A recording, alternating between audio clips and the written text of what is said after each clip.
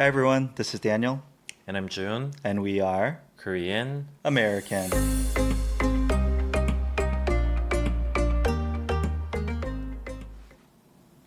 Hey Daniel. Hey Jun, I'm sad. did you have a 6-day weekend? Yeah. Oh, you took Friday off last Oh Friday? no, I didn't. Oh, I did not, but that's like kind of like a freebie. yeah. Was the office kind of empty? Yeah, I went to work and there were like a handful of people only. It was very chill. I So, almost like prefer that over actually having a PTO and having to do nothing. uh, really?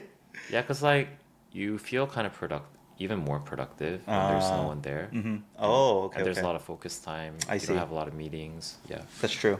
Yeah. Anyways, we But had yeah, a we. very long, if we had Friday off, we had the 6 day consecutive holiday, which we call Yeonhyu. What's Yeonhyu? Consecutive holiday? Yeah. Oh, okay. Yeah, we're on day 6 of a 6-day weekend. Oh, So last it Thursday feels was so what? surreal that it's all over now. Last Thursday was what? Oh, I don't even know. It's Labor Day. Labor Day. And then Um, Friday was the freebie you were talking about, yeah. but not formally a holiday. A lot of people just use their PTOs. Then obviously weekend, Saturday, Sunday. Saturday, Sunday, and then like Yesterday was Children's Day. Children's Day substitute day, was it? Uh-huh. Oh, it was actually Children's Day, Mm-hmm. and today is the substitute of Buddha's birthday. Oh, really? Yeah. Okay. Yeah. But yeah, Monday and Tuesday were national holidays in Korea. So yeah, if you took one PTO less Friday, you got a 6-day weekend. How was it? So What? sad. Yeah. How did you do anything fun? I went to Daebudo with Where? some friends. Daebudo? Yeah, it's a small island. Like it's technically not really. I mean, it's technically an island, but it doesn't Uh-huh. really feel like an island Uh-huh. because it's connected to a bridge and it doesn't have like an island vibe, I think. Where in Seoul was it? Or sorry, where in Korea? West, south, It's east? west of Seoul. So it's Ah. like one of the easiest retreat One of places those. to Okay, go. okay. Yeah. Yeah, yeah. So if you go east, there's like your typical like Yangpyeong or Gapyeong.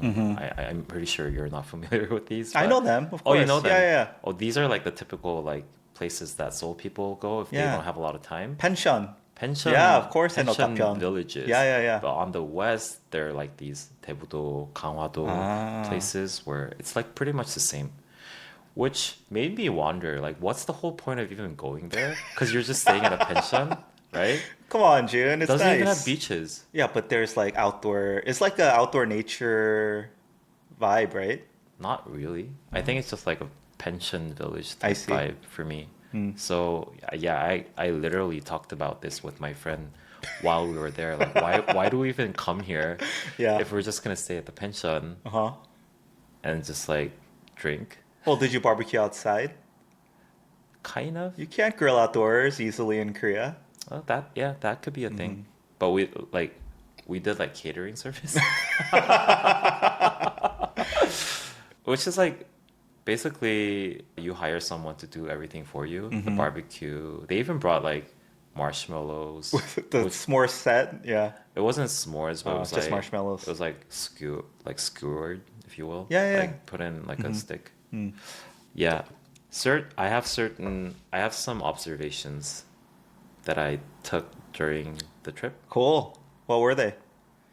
So this was a very non-Korean gathering, if you will. Really? Meaning that there was this one person who had multiple social circles, Uh-huh. and they invited multiple of them Ah, together. yeah, yeah, yeah. So they were like, so this guy's in like a 족구 club.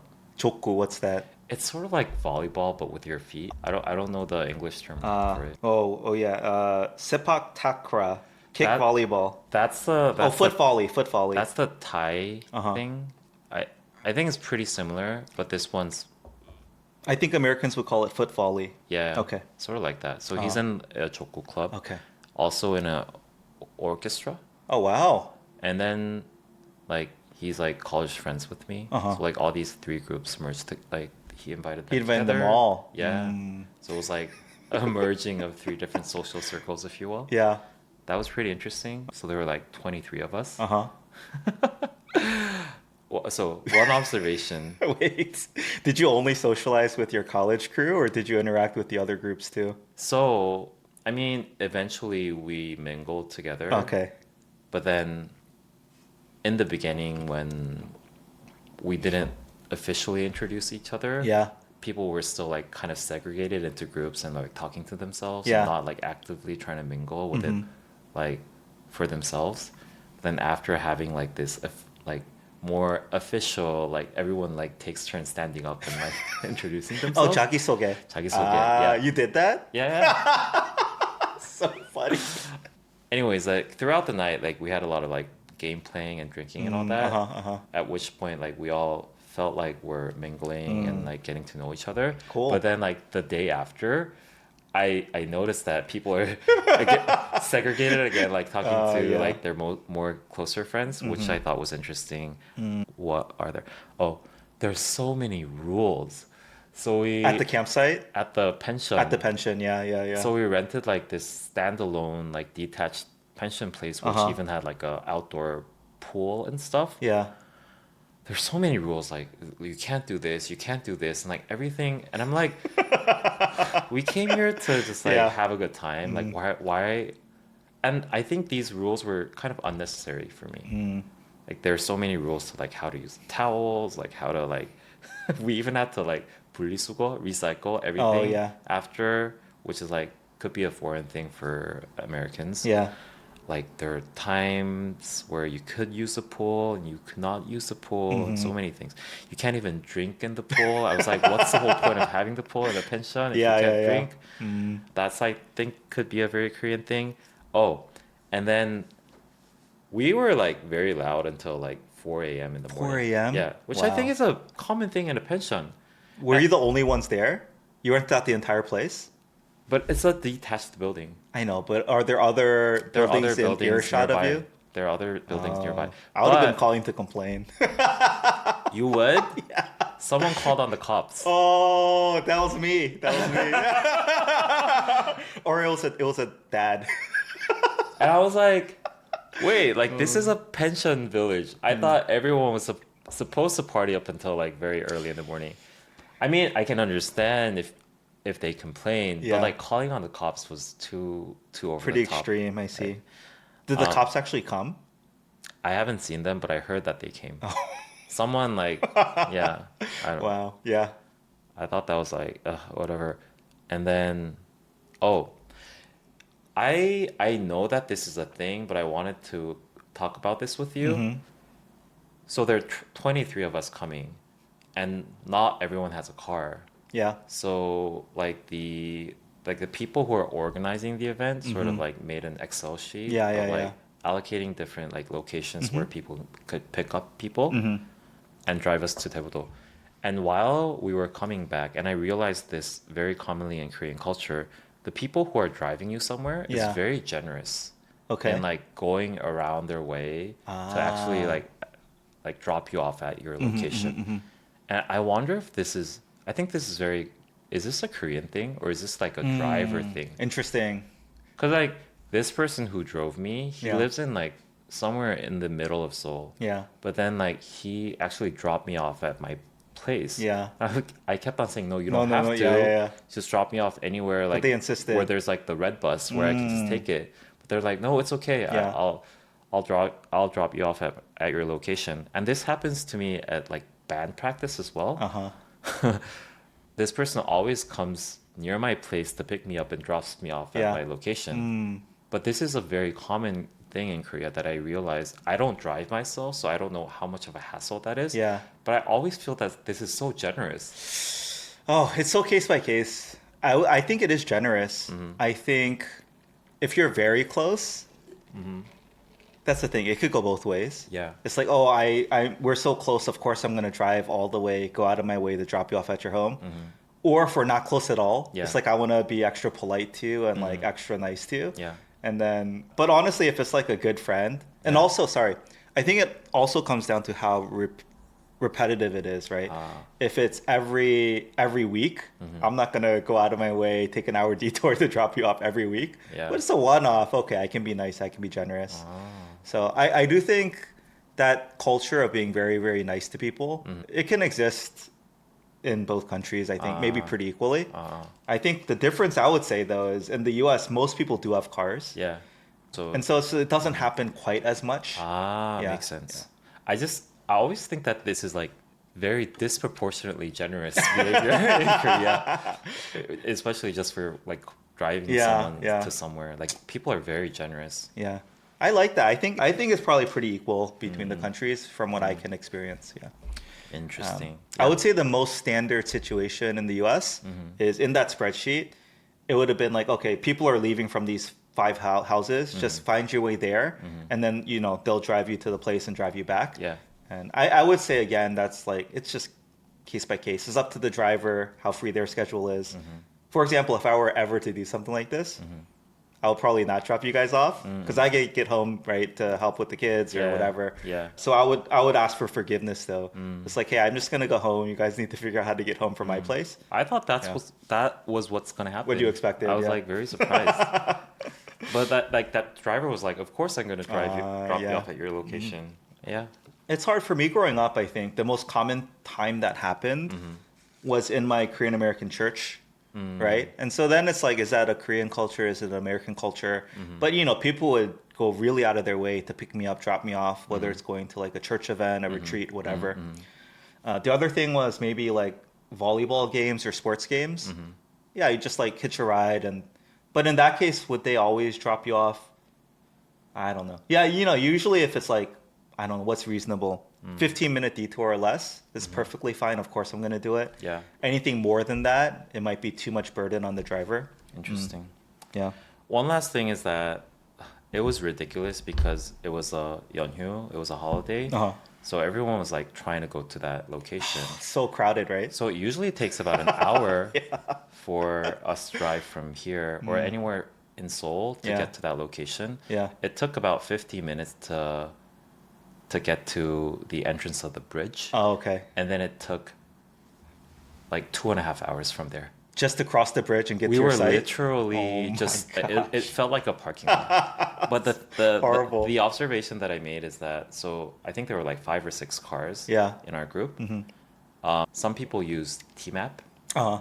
T-Map is like one of the navigation apps. Standalone, right? Yeah. It's not Kakao Map. Do you call it navigation in the US or do you call it GPS? Oh, interesting. Anyways, Koreans call it navigation or Nabi. Nabi. It's short. Some people use T-Map. Some people use Naver Map. Yeah. I think those are the big two. Or if Kakao Map is pretty big too. Yeah, Kakao Map too. Yeah, those are the big three. So those are the big 3. But I haven't seen anyone using Kakao Map. Oh, really? To be honest with you. Yeah. Okay. I get a lot of links from Kakao Map. I don't know why. I think maybe the Kakao Talk like defaults to it somehow. Yeah, because you can like quote unquote like sharp search. Anyways, I think most drivers use either T-Map or Naver Map. Yeah. So there are people who are using Naver Map, people who are using T-Map. Significant difference. Really? Yeah. T-Map is much better. Much faster. I think it matters in times of when real-time data is very important. In those cases, I think T-Map is better in gathering and doing the algorithm for real-time data. And so they were like 50 minutes earlier. June. And so this is while I interesting, thought that was a one-off, while we were departing from Daebudo, now we all learned our lessons. So you all took T-Map back? No, not about that. But we said like let's have lunch outside of the island. Let's get out of the islands as soon as possible and let's meet at some. So we picked a restaurant right outside of the island. And then so people were using Naver Map and T-Map, like 30 minutes difference. Again? Yeah. Wow. Isn't that crazy? Okay, this confirms a suspicion I've had since moving here. I don't think Naver Maps factors in traffic. It drives me nuts. I used to work. I didn't know there was any different though. I used to work for Naver Maps. Okay, but not on the routing algorithms or Not anything. on that, yeah. At least in my team, people claim that it's pretty similar. Obviously not. Okay, this is again anecdotal, right? Your evidence here, but I've also had the sneaking suspicion that it doesn't factor in traffic well. I don't think so It's either. like the time estimates never line up, and like when I'm in the traffic, like Yeah. nothing's changing. Yeah. Right. So Well confirmed. Do you use TMAP? I just use neighbor maps, keep it simple. Oh, Yeah. But still? maybe now I'll need to use T maps. Yeah, I think people use neighbor maps just because of that integration Uh-huh. with your everyday map, right? Because Yeah. TMAP's not a map. It's Yeah. just a Navi. or it's just a Navi. But this Anyways, makes sense because again, my understanding is T maps is the only standalone whatever navigation app, right? in Korea, In Korea, because Naver Maps is obviously tied to Naver, Kakao Maps is yeah, tied to Kakao, they're but like T Maps is just a map company, a Navi company, right? yeah, it's a SKT. Oh, it is. Yeah. Okay. But anyways, so that was yeah, those Interesting. were my observations. I'm kind of surprised by some things, Jun. Like, okay, wait, before we get into that, Yeah. how was your weekend experiencing the mingling of social circles? How was the experience? Yeah, like, did you enjoy it, meeting new people? Do you expect to Ah, ever see them again or interact with them? Does it make you want to try to get your social circles to interact more? I still don't think that I would reach out to them personally and hang out. But then whenever I have a chance to meet them somewhere in some other event, It's I more would, bangawa, yeah, right? I'll Like, say, yeah, oh, oh, it's I our know, yeah, second time yeah, yeah, now. yeah. Oh, yeah, That, yeah. I would be more 반가워. Isn't that awesome? Yeah, It's it's so a, cool, right? of Think if course. everyone was doing this, how broad your social circles could be. Yeah, And these like second degree loose connections. So valuable. yeah, cool. The other thing was, yeah, the rules thing. Did this stand out to you? Or like, in my experience, this is always the case in Korea. There's a crazy amount of rules. They don't really make sense, right? I brought them up before, and you're always like, well, if everyone did that thing, of course it'd be bad. So they need to have rules in place. The pension person sent out like a wall of text to us, Yeah. like explaining all the rules that we have to follow. But that's standard. You just happen to observe it In Korea or in general? in general. I But got those texts for like Airbnb owners Yeah. when I traveled to the US, but those are mostly for like how you find the keys and how Yeah, you yeah, access yeah. the building, and not necessarily for like the rules that you have to obey. yeah. In the US, at least for my observation, I Yeah. might be wrong, Uh-huh. but they were more focused on like how you can enjoy the Yeah, facility that's true too. rather than like the rules that you have to obey. I see. Yeah. Yeah. It felt very like it felt like a downer. Like I'm here to enjoy the weekend. exactly. Like I don't want to be restricted Yeah, I get by it. any rules. Like this is my weekend, but then there's so many things. Like I was like, whatever. I didn't go into the pool, Uh-huh. but if I were to ever go into the pool, Yeah. I would just like drink inside, You rebel. which we did. Actually. Good. Yeah. Anyway, the most standard pool rule in the US is basically don't put glass in there. Because if the glass happens to break, you have to empty out the whole pool. It's a Oh, huge yeah, deal and really annoying. yeah. So it's just like anything like plastic is fine, right? If you spill alcohol in the pool, no big deal. Just the whole goal is to prevent glass from being broken inside the pool. Yeah. Yeah. Yeah, I have a similar story about I don't know why, but in my mind I know when it's a national holiday, I don't want to do anything popular. Like Yeah, I yeah. know I just want to stay home Yeah. while everyone else is trying to like fight over Yeah. the things to do because it gets so crowded. But yeah, I spent the last 4 days in Paju. Paju, that area. So we're pretty close. No, you were very far west. Paju's also on the west side, no? That's true, but I feel like you were on the coast. We were more north. Oh, yeah, yeah. Anyway, before I respond to that, before I talk about my weekend, I didn't realize. I think I spent I don't know 10 minutes the other day looking at the coastline of Korea. There's like hundreds of islands, right? Yeah. I don't. Why do I only know Jeju, and like Dokdo, and Baekhyun-do, where my mom grew up? Oh. Why are they not more like I don't know publicized, popular? Maybe they are, and I just wasn't aware of it. But I think Dokdo is famous for its like political reasons, so that's a different thing. yeah, Jeju is very different in that it geographically located very far south of Korea, so it has a different like it has a tropical vibe. different climate. Yeah, which I is see. a very special thing for Koreans, and it's like a lot bigger than most islands. Yeah, But I think island like island hopping and like camping in the island Oh, is a that's a thing for thing. Koreans. Ah, see, I didn't even realize that. And I was Yeah. like, why are there these hundreds of islands? I want to explore them all. Yeah. I think very popular. It's just like doing like a B&B, like bread, be- bed and breakfast type Yeah. experience. Just Yeah. like go for the weekend. They Uh, have like all the meals included, mhm. right? Enjoy nature, do a quick Yeah. hike. But my beef with Korean islands is that they're all very similar. Similar, right? Yeah. Yeah, I get that sense too. Yeah. If I were to be, I don't know, if I wanted to develop the like the tourist culture of like these different islands, Mm-hmm. I might want to develop them very uniquely, differently, Mm-hmm. so that people can enjoy different things. Mm-hmm. Like one thing comes to mind is that like that island where in Japan where there are like more rabbits than people. Oh, like Rabbit Island. Like Rabbit Island, Yeah, they yeah, have yeah, like a yeah. deer island Yeah, or yeah, something yeah. like that. I think Yeah. that could be a great opportunity for Korean islands to develop.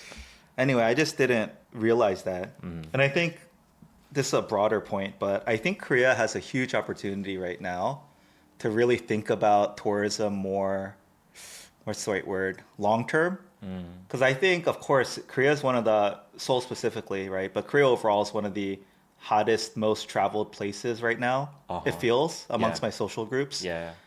And everyone's coming for the first time, right?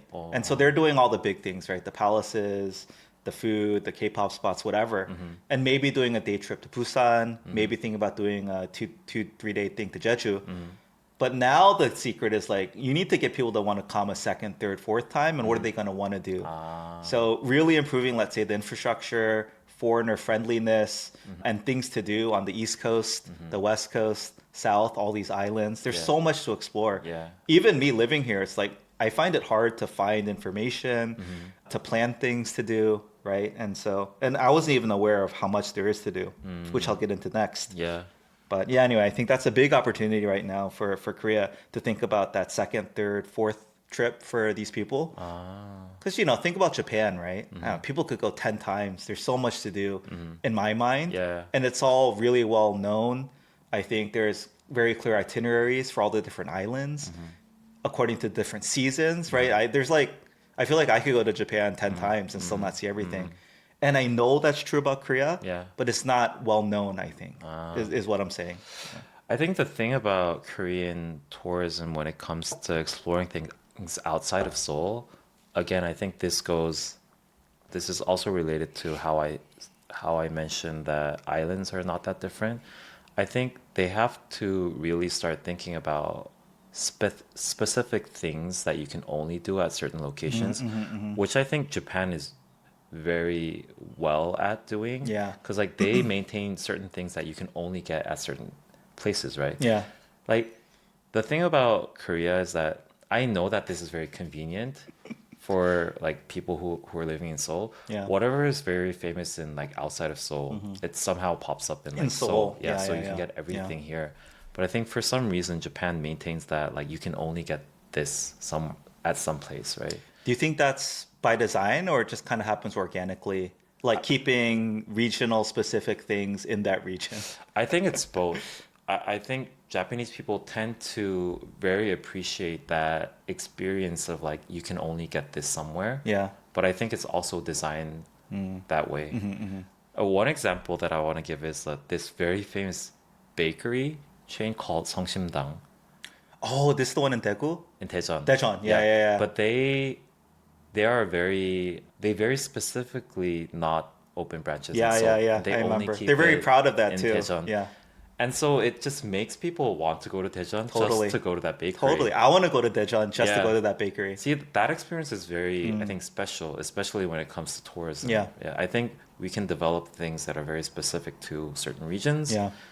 And somehow, I don't know if you can like legislate it, but not make, or like give incentive if you only keep it into that area. I don't know. Yeah, yeah, yeah. Yeah. I do have to agree, and it makes me sad when I think of all the different cities, and I'm not the most well informed, but when I think about all the cities in Korea, and even when I ask people too, Koreans also tell me they're all the same. Like Yeah. there's nothing you can get in Daegu you can't get in Seoul. Nothing you can Exactly. get in Busan, Daejeon, right? Yeah. There's of course like Busan has what Daejikbap.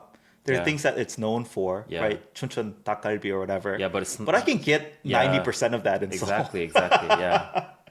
So Yeah. Yeah. How's your the Yes. rest of the experience in Paju? So for me, there's two Wait, things. are you not gonna explain the elephant in the room? What hat? Oh, sorry. What elephant in the room, June?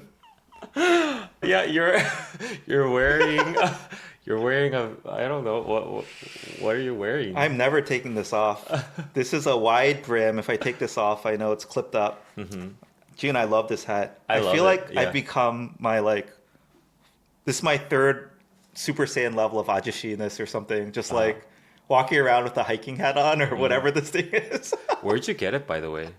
Okay, so my weekend, June, we spent a day an afternoon. What is this place called? Hold on. Have you heard of 한탄강 주상 전리길? I have heard of Hantangang. Yeah, I know that it's a river that's near Paju, right? Somewhere up in that north area. Yeah. I think, sorry, this is a brochure for the tourism board of, I think, 철원? 철원, yeah. 철원 여행길. So Yeah. that's a vacation road. No? Yeah, Okay, yeah. okay. 철원, yeah. So I know that Hantangang is famous for rafting. Ah, Yeah. yeah. I'm not sure if I rafted there, but it's very like, what do you call it? Like wild river? Rapids, yeah, Rapid. it's like whitewater, yeah, it's Whitewater fast, rapid river where it's like more apt for the rafting Yes, yes, experience. yes, I know that Cheolwon and Hantangang immediately what comes to mind when I hear those city names or like river names is very close to North Korea. Ah, yeah, Yeah. we were very close. Isn't Cheolwon the place where they have the discontinued railroad? Oh, we drove by a thing that looked like, Yeah.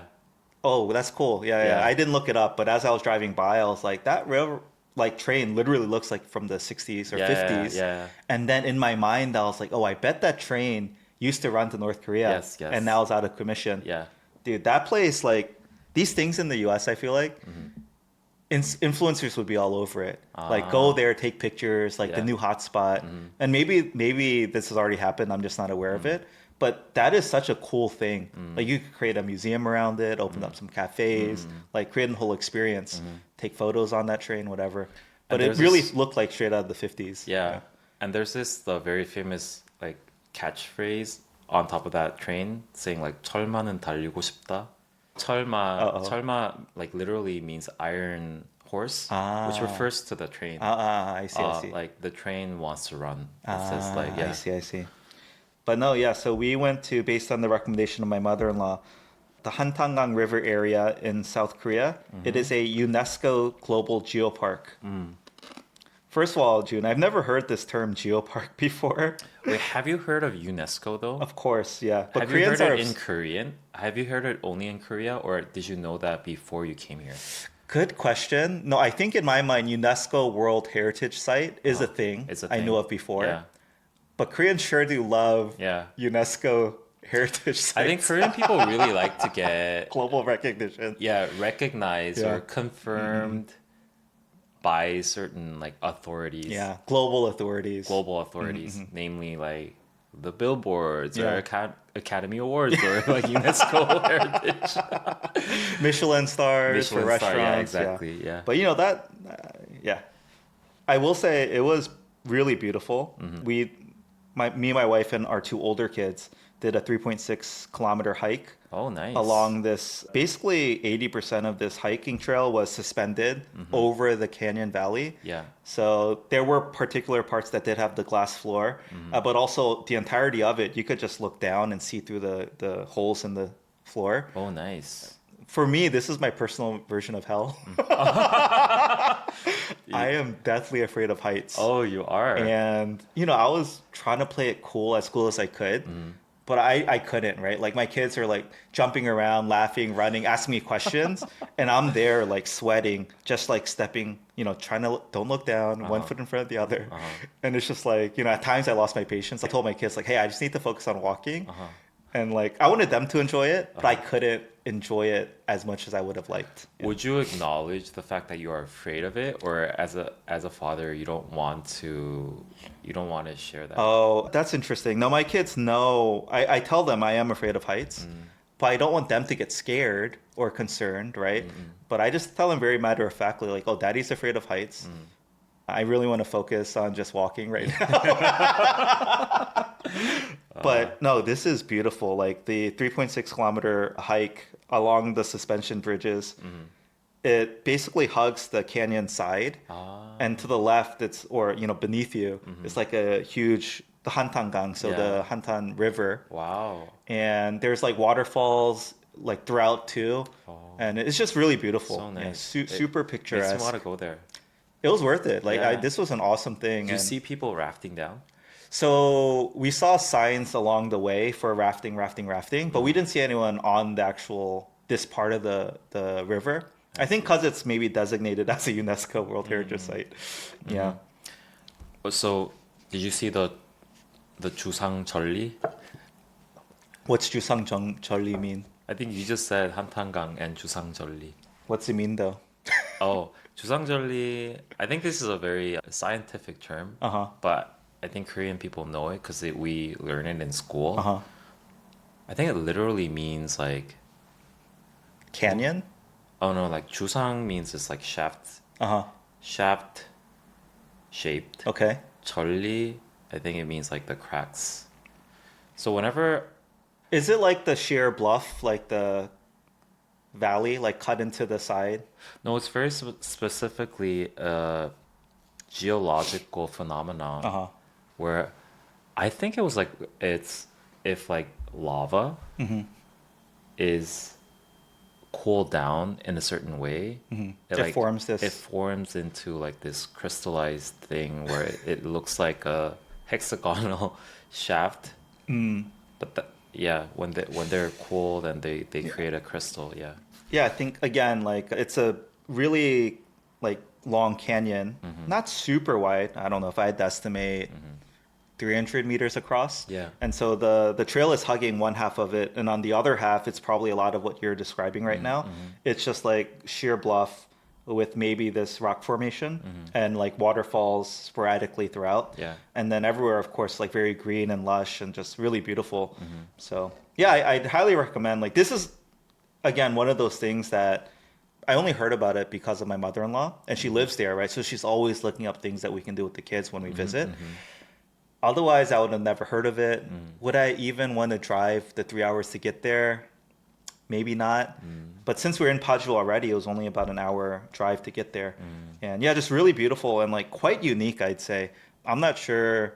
I've definitely never experienced anything like this in the US. Even going to the Grand Canyon, like this bridge, this walkway was just really beautiful. And yeah, even though, I'm afraid of heights, I'd say for what it was, I felt very safe. There's people everywhere. I know people are going to follow the rules. No one's going to like make it a dangerous situation. But yeah, really beautiful. I'd say very, very well maintained as well. I've done a lot of really kind of famous hikes in Yosemite and other places in the US as well. But the real unique thing was just like, you're on a suspension bridge type thing where you can see beneath you into the valley. Yeah, I've never, hundreds of meters below you. That I think is very for the unique entire too. time. Super unique. Yeah. June, the second thing I want to talk about. Another night we spent at, I think it's called, what was it? Herb Village. Herb Village. In Korean, you call it 허브. Oh, Herb Village. Yeah. Which would mean a totally different thing in the US. Wait, Herb Village is a different thing? That's what you would call like a, I don't know, marijuana retreat center. Oh, Herb Village. Would you call it Herbs? Yeah, it used to Herb? be one of the nicknames for it, I think. I don't know, but Interesting. yeah, Herb Village. But this was beautiful. I think it's not that well maintained now. Sorry, I'll say this. For the amount of people that were there, it's like maybe 10 people the entire time we were there like a whole day. It is very well maintained relative to the traffic. But again, overall, it was not well maintained, right? There are weeds sprouting up here and there, etc. But holy smokes, this was so beautiful. Weed and smokes. It was just so beautiful. Like I loved they had an indoor like garden type experience and just a huge big estate where you could walk around, and just everything was very meticulously designed. Interesting. And I think the history is, June, have you heard of, was it Mario Outlet, Mario Mall in Seoul? Oh, Barrio Outlet. Oh, yeah, yeah, yeah. Yeah. Famous, right? I think it was one of the most successful discount outlets in Seoul. Yes.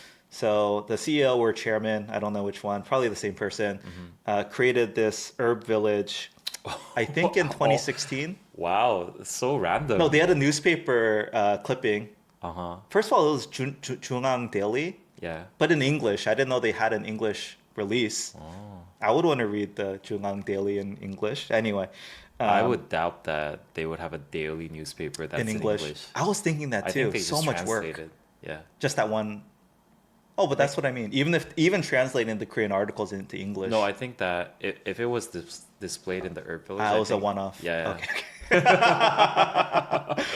But yeah, the chairman created this place, I think, in 2016. yeah. So quite recent. Pretty recent, yeah, Yeah. yeah. And some of the neighbor comments were like, "Oh, I came back after not being here for a while. Like it's gone so downhill. Like it's not maintained. It needs to be upkept better."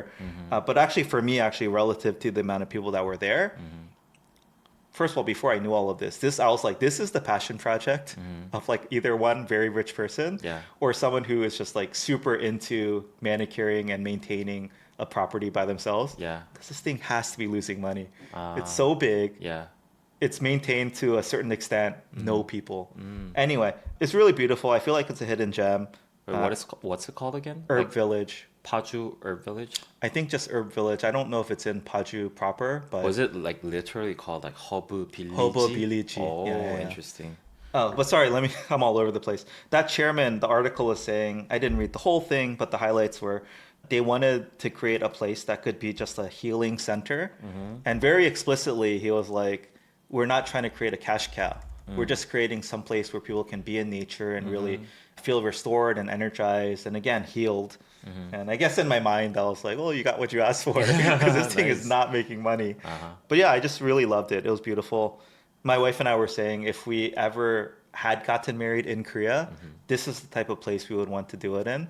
It's very similar to, I think, where we did our wedding in the Oh, US. nice. So just like, again, it's in the garden, really beautiful, picturesque. People can walk around the garden grounds. That's pretty big. Yeah. I think we walked for maybe an hour and we only explored maybe half of it. Oh, So, yeah. awesome. It's just like these things are, I don't know, the neighbor reviews are down. I think if I were just going based on the neighbor reviews, I would never want to stay at this place. But actually having been there and walked around, it's like, oh man, we really loved it. Yeah. I feel like these places, I can understand why it's not popular for maybe Koreans. It's not that well maintained. Doesn't feel new. Yeah, it wasn't like the cleanest, right? But overall, I think for me, I really liked it. And would I go back? Yeah, I think I would go back. Oh, Yeah. nice. So for our listeners, if you ever plan to come to Korea for the third or fourth time, we recommend you go to Cheolwon and then Hantangang and Yeah. then Herb Village. Well, the third thing I want to talk You don't have about. to go to Daebudo, by the way. I want to go again. I was exploring on the maps, the southwest coast of Korea. It's like hundreds of islands. Yeah. I want to go to some of them at least just to see. We call it the 다도해, literally meaning many island sea. Ah, okay, Yeah. okay. Yeah. Third thing, June. I'm sure you've been there. Maybe. Have you heard of Haiti? Hard to pronounce, I think. Oh, Haiti. Haiti. Yeah. I know that why you said that you're sure I was there. Have you been there? Yes. Oh yeah, yeah. It's like an art place. For me it's like an architecture place. Oh, is it Because architecture? they invited all these like architects to design all these little pavilions and I didn't know buildings. that. Oh yeah, Haiti. I know Haiti. I love Haiti. It's just kind of like an artsy village. Yes. And I thought that you would enjoy it. Yes, yes. Not yes. because of architecture, just like design aesthetic overall. Yeah. Yeah. So this was, I think, my wife and I's fourth time there, but first time back with the kids that are older now. So they have a cafe where you can like feed carrots to rabbits, and we did like we went to the mineral museum, gem and mineral museum. But yeah, I was Googling or neighbor searching, and there Yeah. was a review about the bracelet making there. Our kids loved it, but the guy working there is like such a huge mineral nerd. No, it's like Cool. I think his whole life he's just gathered and collected himself all these minerals. But he was in all these newspaper clippings, and he says like people come from all over the world because he has one of the biggest mineral collections. Yeah. I love Not- those people, yeah. Not what you'd expect, at least not what I'd expect from Haiti Village. I'd expect something hyper commercialized or just like someone trying to make money. But this is like his life project is just collecting minerals and sharing that passion with the world. Yeah, to your point, I love people like that. He loves minerals and gems, and he knows so much about everything.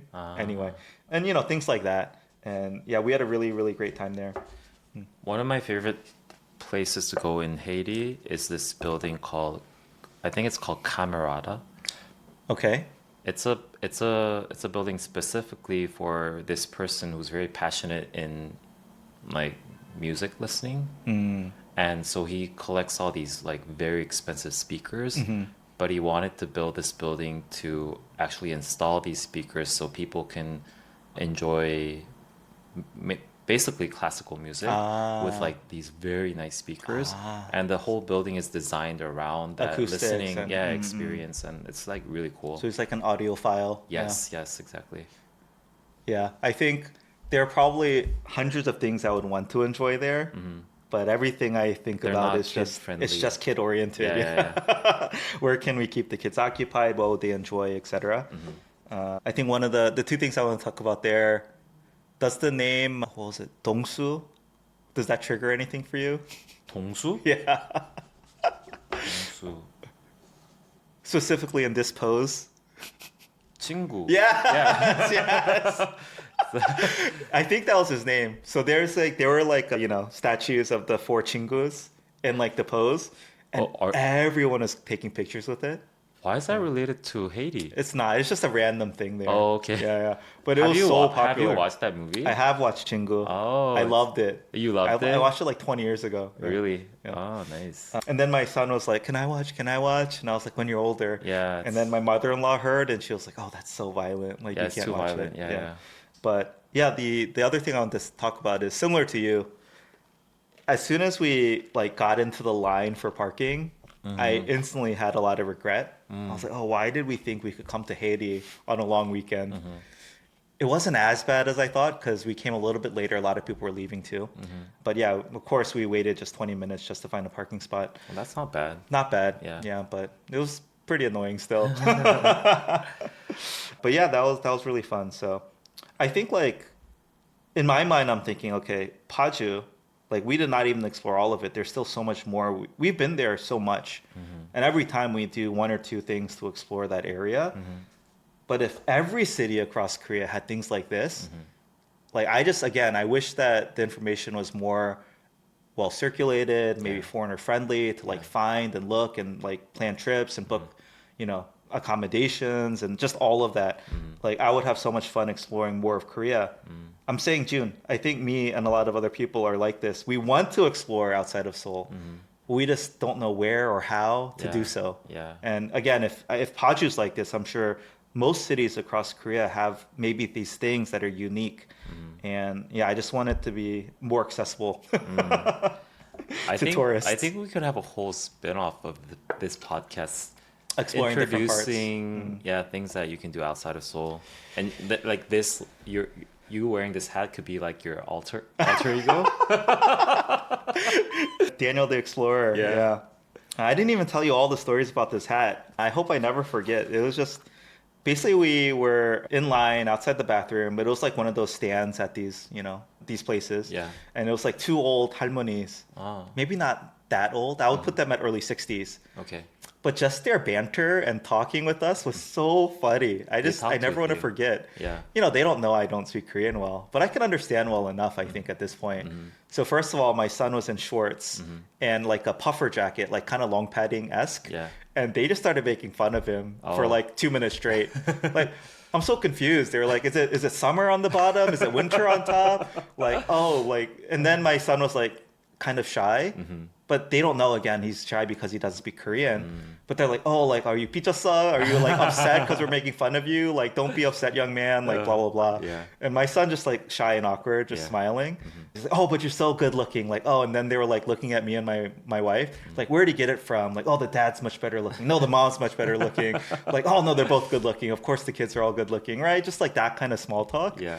And I just think it's like, for my daughter too, they're like, oh, she's so pretty. But then my daughter has like a gap tooth in the front because she needs to get braces. Yeah. But they're like, oh, she's so pretty except for her teeth. Like, she needs to put some rice in there to glue them together. Rice? Like rice. You're like, you should stick some like rice in there so they come together more. And I know a lot of it is to like get business from us, but they're just genuinely like engaging with us in what I find a very endearing and funny manner. That kind of small talk banter I just love. And it makes it for a very, I guess, memorable experience for us. Were you gonna say that those were the people who sold you? Oh yeah, the they hat? sold. Oh yeah, they sold us this. Oh, Yeah. okay. So these were the hat sellers. Yeah, I think we wanted to get hats anyway. But then, of course, like they're doing their typical, just like, I was like, oh, are there different sizes? They're like, all the sizes will look good on you. Just buy them, blah, blah, blah. And so, yeah, just very endearing and heartwarming to me. It has like the most random thing written there, though. It says fondest. I know, it doesn't make sense. But it's also, I think it's a word that Koreans, like typical Koreans, wouldn't know what it means. Fondest. Yeah, interesting. It is. I don't think this is a particularly nice hat, but I really love it. Not only for the memories and the experience, but it's just very functional. It looks good on you. I like this. I immediately, when you were dialing into my unit, Yeah. I can see you in my what's it called intercom in Oh Korea. yeah. And I saw your hat. I was like, oh, that's super cool. Come on, that's not what you were thinking. I did. I actually did think that immediately. My reaction is like, this is super nerdy and dorky, but it's like, I don't care. I'm like fully in my dad phase. Yeah, I've achieved full ajashi, Jun. But I thought it looked kind of like hipster-ish. Oh, That's really? That's how I saw Not it. country bumpkin, but hipster. Yeah. Jun, I will tell you, I wore this hat the whole way from my apartment to your apartment. I was a little embarrassed. You were? Yeah. No, I think you can pull it off as hipster. I don't think so. Anyway, yeah. Cool. All right. As That was, expected, 50-minute intro. Yes. Yeah. But okay, yeah. I will say my wife noticed this too. I'm just a much happier person when I'm out in nature, walking around, experiencing what I'd say is more country, old Korea. Yeah, it makes me happy. We ate, after the hike, we got some shikge, ate some like hamulpajan. Ah, so nice. Just like hung out, and just like, people do this after hiking in Korea, right? Get the hiking food and just hang out. My kids ate pyeongjam, jappagetti. Oh, nice. It's just so nice. Yeah. I don't know, getting away. And I think most people feel this way, but I definitely do. So, but yeah, let's get into our topic for today. Yeah. So as promised, last week we did part 1 of college life, which was focused on just more fun stories and memories for us and comparing those. This week I wanted to do a little bit more of I'd say academic approach to college and discuss the differences, between Korea and America regarding college, everything from, I don't know, application process, getting in, cost, also how it impacts your overall life in general, at least the perception of how it impacts your life overall in general, because I feel like there'll be some pretty interesting differences there. So yeah, part of this too, just for the audience, we had a bit of a side discussion in our Discord before about this topic, and I'll be repeating some of the stuff I talked about there as well. Yeah. But just briefly. So A huge caveat is that while we talk about these academic aspects of college and like the entrance exam and all that, I want to acknowledge that at least I am very outdated. I will talk about my personal experiences, which is almost exactly 20 years ago. And old. Yeah, and I know that like education in college, like entrance exams and the process that is involved in that is a very hot topic for like in a very hot topic every year, so they tend to update it in accordance to what they think is the most optimal way of doing it. So I don't know much about the college entrance and processes these days. But my gut feeling is that it has changed a lot since, Oh, it has changed a lot. yeah, Okay. since my personal experience. So, yeah, I just wanted to acknowledge that. Similar caveats for me. I think the only addition being that, my kids are late elementary school and they'll be going to college not that long from now. Sad face. And so it's something I think about a lot, and also thinking about it heavily impacts how, where we think about raising our kids. Yeah. And what's important and all that. So I do keep up, I think, on the latest admission trends. Also thinking more broadly about what is the point of college moving forward anyway, right? In this AI future that we'll find ourselves in. So, yeah. Cool. Should we start with the application process? Yeah, I think we've talked about this briefly in one of our earliest episodes around education. Yeah. But I want to talk about this because I think it's a very key differentiator that I personally see as a big difference between the US and Korea. But wanted to talk about that more. Yeah. So yeah, let's talk about college admissions and applications. Yeah.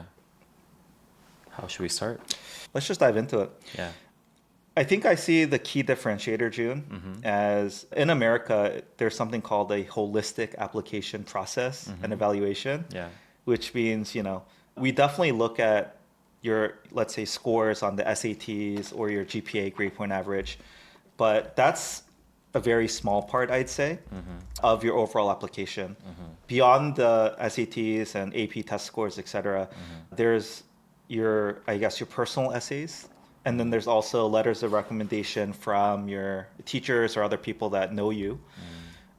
Beyond that, there's also like your extracurricular activities, which is, leadership positions and things like whatever, Model UN or Science Club or whatever it might be. And then there's also your interview with, typically a college alumni. So I think like admissions offices and counselors look at the overall package and weighs all that against, let's say, your upbringing and socioeconomic background, et cetera. And the other thing I've heard too is a lot of colleges now, they're not admitting individuals per se. They're trying to create a very well-rounded class of incoming freshmen, let's say. Oh, in the US. In the US. Yeah, and so, whatever, a college accepts, let's say, 1,500 students. They want to make sure that class is very well-rounded and diverse itself. Yeah. And this is maybe one of the biggest differences I've heard now versus when I was applying 20 years ago. Back then, I thought the common knowledge was like, you have to be a well-rounded applicant, right? And now it's actually a bit more like, well, no, they just want a well-rounded class of students. And each applicant doesn't have to be well-rounded. They actually probably prefer people to have like very unique, exceptional things in a certain way. But overall, the class should be diverse and well-rounded. And so I don't know if that resonates with you when you think about your application process or Korean college admissions, but I think this is something I at least think is quite different. Yeah. Before we dive into the actual application process, I think one of the big differences in viewing what an undergrad experience is well reflected in what you talked about right now, about trying to form a class and like what the class looks like and how well-rounded it is. I think it's because in the US they very put emphasis on the networking aspect in colleges, I think. For sure, yeah. And that's why that's one of the reasons why, especially in like these Ivy League schools, it's a requirement that freshmen at least like stay in these dorms. And I think that's specifically for networking. And I think I almost felt like when I was in the US schools, although I didn't attend undergrad, and I think that like networking aspect is the most important thing in college experience in the US, even more so than your academic Education. Yeah. That's something that I would agree probably now I'll teach my kids. I think most people, maybe not most people, but I'll say at least personally, and maybe this is shared amongst a lot of, let's say, second gen Asian Americans. We were not told this. It was just like, get good grades, graduate top of your class so you can get a good job. But actually, in hindsight, it's much more about the people you meet, the network you build, the relationships with your professors, whatever. All those things are maybe equally important, Yeah. if not more so than the actual education and your grade, right?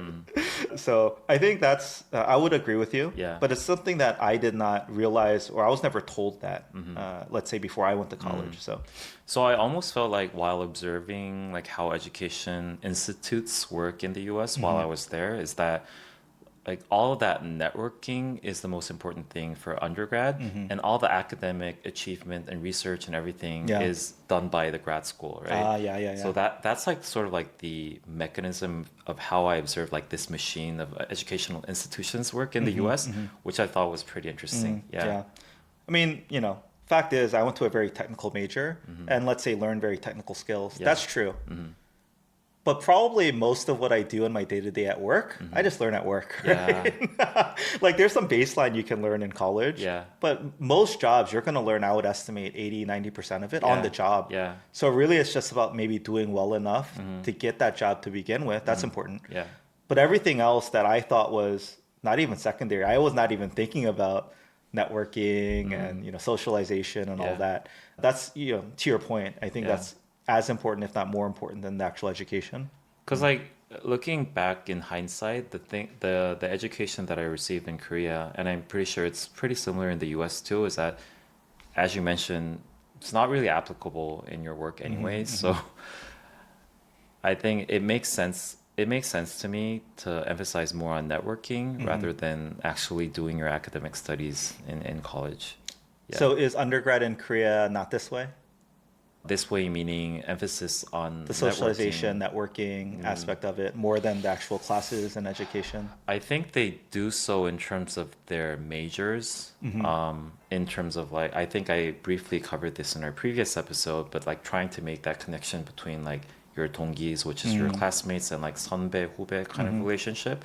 I think that is something that is quite emphasized, but I don't know if it's emphasized in an institutional level. I think it's more depending on the student body. But it's not in a level of like a class per se. It's like just your major by major. I see. It's very rare that you meet people in other majors, only in like certain classes when you're doing like team projects, or like if you're doing like 소개팅s, for instance. Yeah. But it's very rare that you actually officially interact with other major people. I see. Yeah. I think to me, nothing highlights this more, and in the US, let's say, than the fact that a lot of these colleges have released their entire courses online for free. Yeah. Like you can learn the same things that any other, let's say, Harvard or Stanford student is learning online for free, which we'll get into cost later. But these colleges are crazy expensive in the US. Yeah. So I think more and more it just highlights like the purpose of this is, maybe the biggest benefit or impact of college these days is really your peers. Yeah. And let's say that network that you graduate into. One other thing is the thing that I observed in the US is that there were cafeterias that only freshmen can use. And that's the most fanciest cafeteria. Interesting. And I was only able to even enter the building when there was the Boston Marathon incident. Oh, wow. And the whole city was in lockdown. Yeah. And they opened that restaurant too. You were in Boston when that happened? Yeah. Oh my gosh. So scary. Yeah. Literally when they had the police chase, the car chase, it literally passed in front of my building. Crazy. My house, yeah. Anyways, that was the only incident where you could go into the freshman cafeteria. The school was gracious enough to let us grad schoolers go into that prestigious restaurant. And it was crazy. It was so fancy. The building was it looked like a Harry Potter, Interesting. A Harry Potter building inside. Yeah. I was like, this is the building where only freshmen can use. So like that emphasis on how important it is on your first year and networking with people. For sure. Yeah. I do think, I don't know if we want to get into that now. That difference between grad school versus undergrad in the US is really stark. Yes. I'm curious if it's the same in Korea too. But yeah, you're saying undergrad in Korea is not as much about socialization and networking to begin with. I don't think so. I see. I'd say in the US, again, undergrad is, a lot of that. And again, your mentality going to college is, my first taste of independence. I'm Yeah. going there to have fun and build friendships and find myself, all that. Yeah. But yeah, I'd say grad school is very different. At that point, it's just like, I'm here to study. And I think even the way that these universities make money is that most of the income, apart from like donations and stuff, but comes from the tuition from the grad schoolers. And I know Ah. that I heard that Harvard is trying to make like undergrad free, Oh, right? yeah, yeah, yeah. So that's not a huge, and like the number of student is it's very different, right? I think undergrad, there's only a very small portion of the entire like student population if you count grad school and undergrad, and the majority of them are grad schoolers, From grad schools. and they're the one who's like paying all the tuition. But Yeah. my question is, I know that it's beneficial for the students Okay. to make that network, but what is it for the schools? Oh, interesting. Yeah. I mean, I think, okay, I don't know if we want to get into this now. A lot of colleges are essentially businesses at this point. Like the amount of money that they manage as far Yeah. as endowments goes, et cetera, is enormous. Yeah. And I think a lot of the value in maintaining this very elite feeling or status is just, desirability. Simple law, like supply and demand. If more people want to go there, Yeah. it maintains that, and then therefore they can pick the best students that will further carry their brand further. So in a sense, if you get into that upper echelon, it's just a self-fulfilling prophecy. It's hard to screw it up. And I think similarly, I have a, let's say, similar critique of Korean hagwons, where they, the application bar is so high. And just by setting it high, then they can pick and choose the best students to come there. Yeah. And therefore, they're going to continue to maintain that elite status. It's like once you get in, it's kind of easy at that point. You have a reputation for only taking the best. Therefore, the best apply. Therefore, you get to pick from the best. And in a sense, it just keeps going on and on and on in that way. So you're saying the emphasis on networking is sort of like, in their own self-interest, it's like brand management, maybe almost almost. to maintain that Yeah. prestige image, and therefore they can recruit better later like grad schoolers to actually pay all that money. Oh, interesting. And like actually come up with the output of like the academic results and stuff.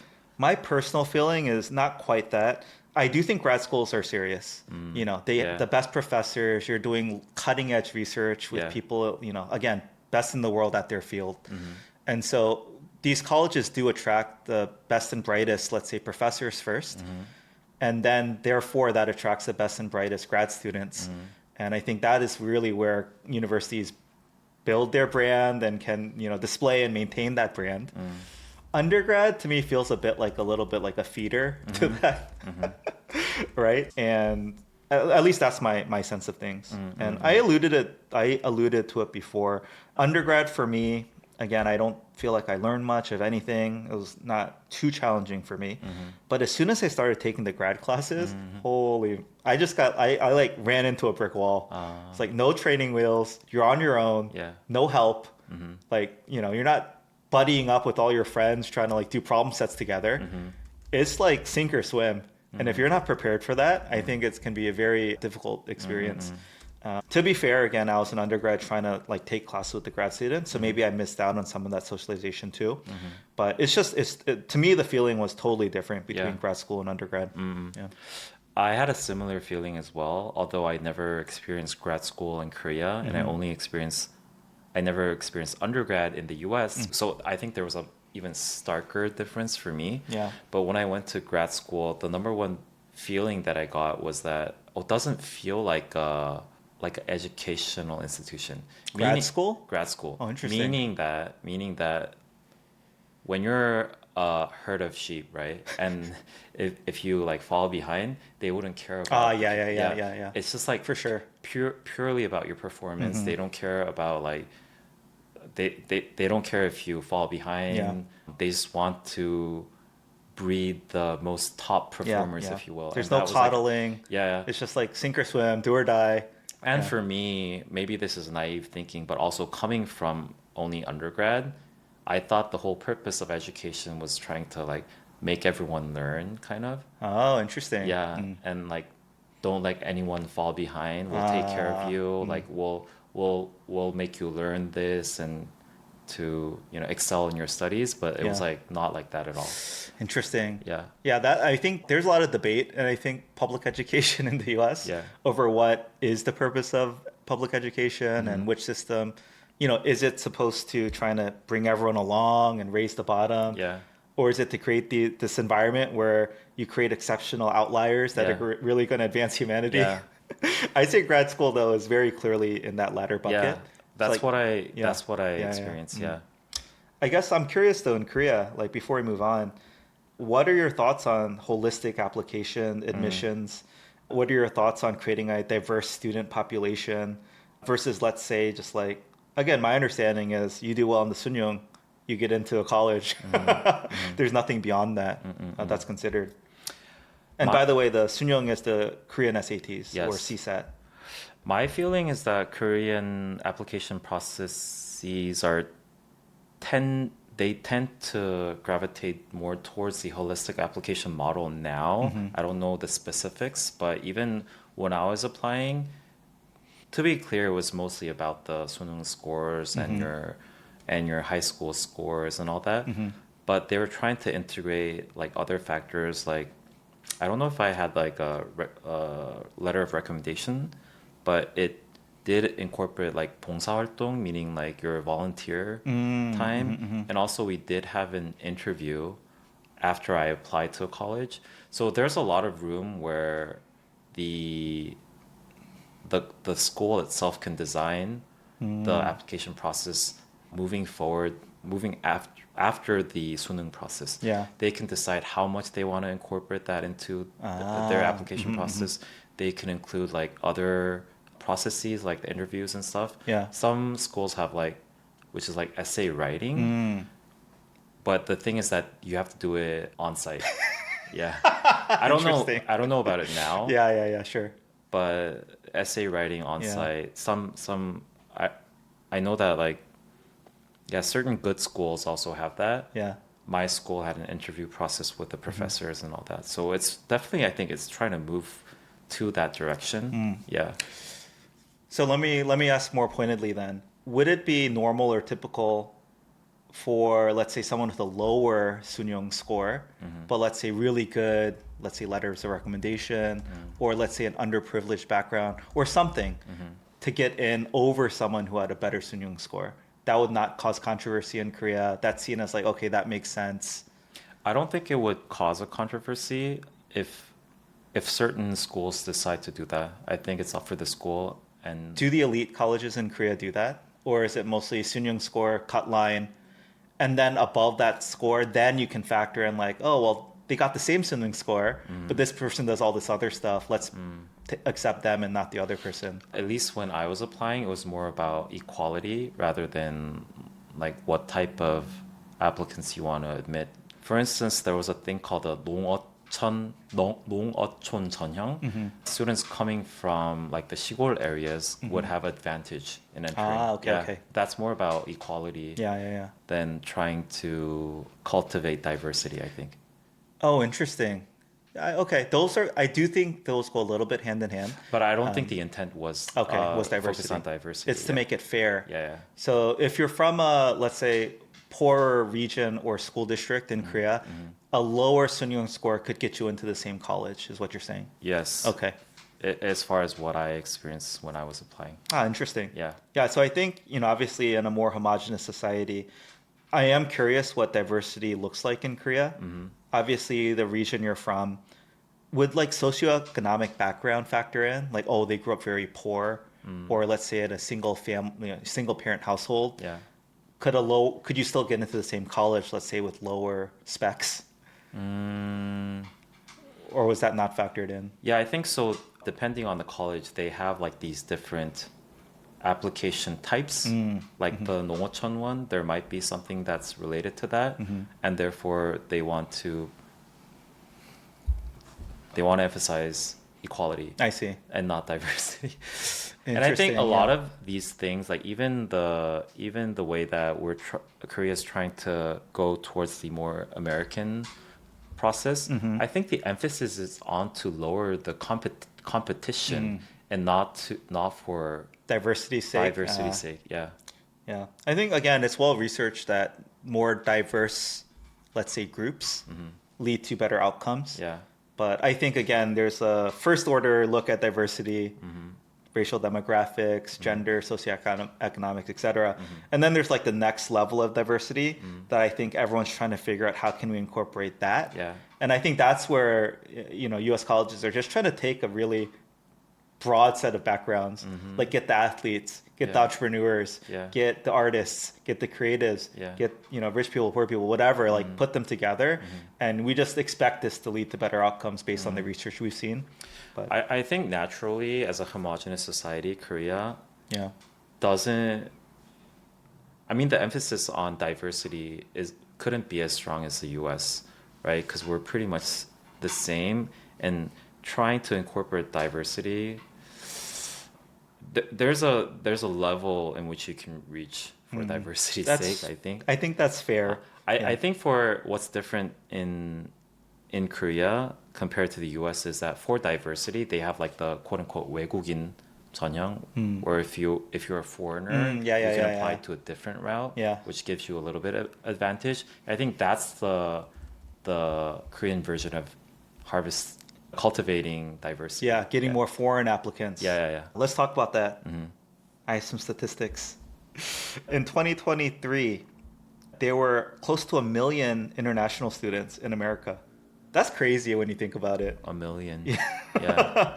And there were about 130,000 international students in Korea, which is not, let's say 1/10 the amount of foreign students. That's a lot.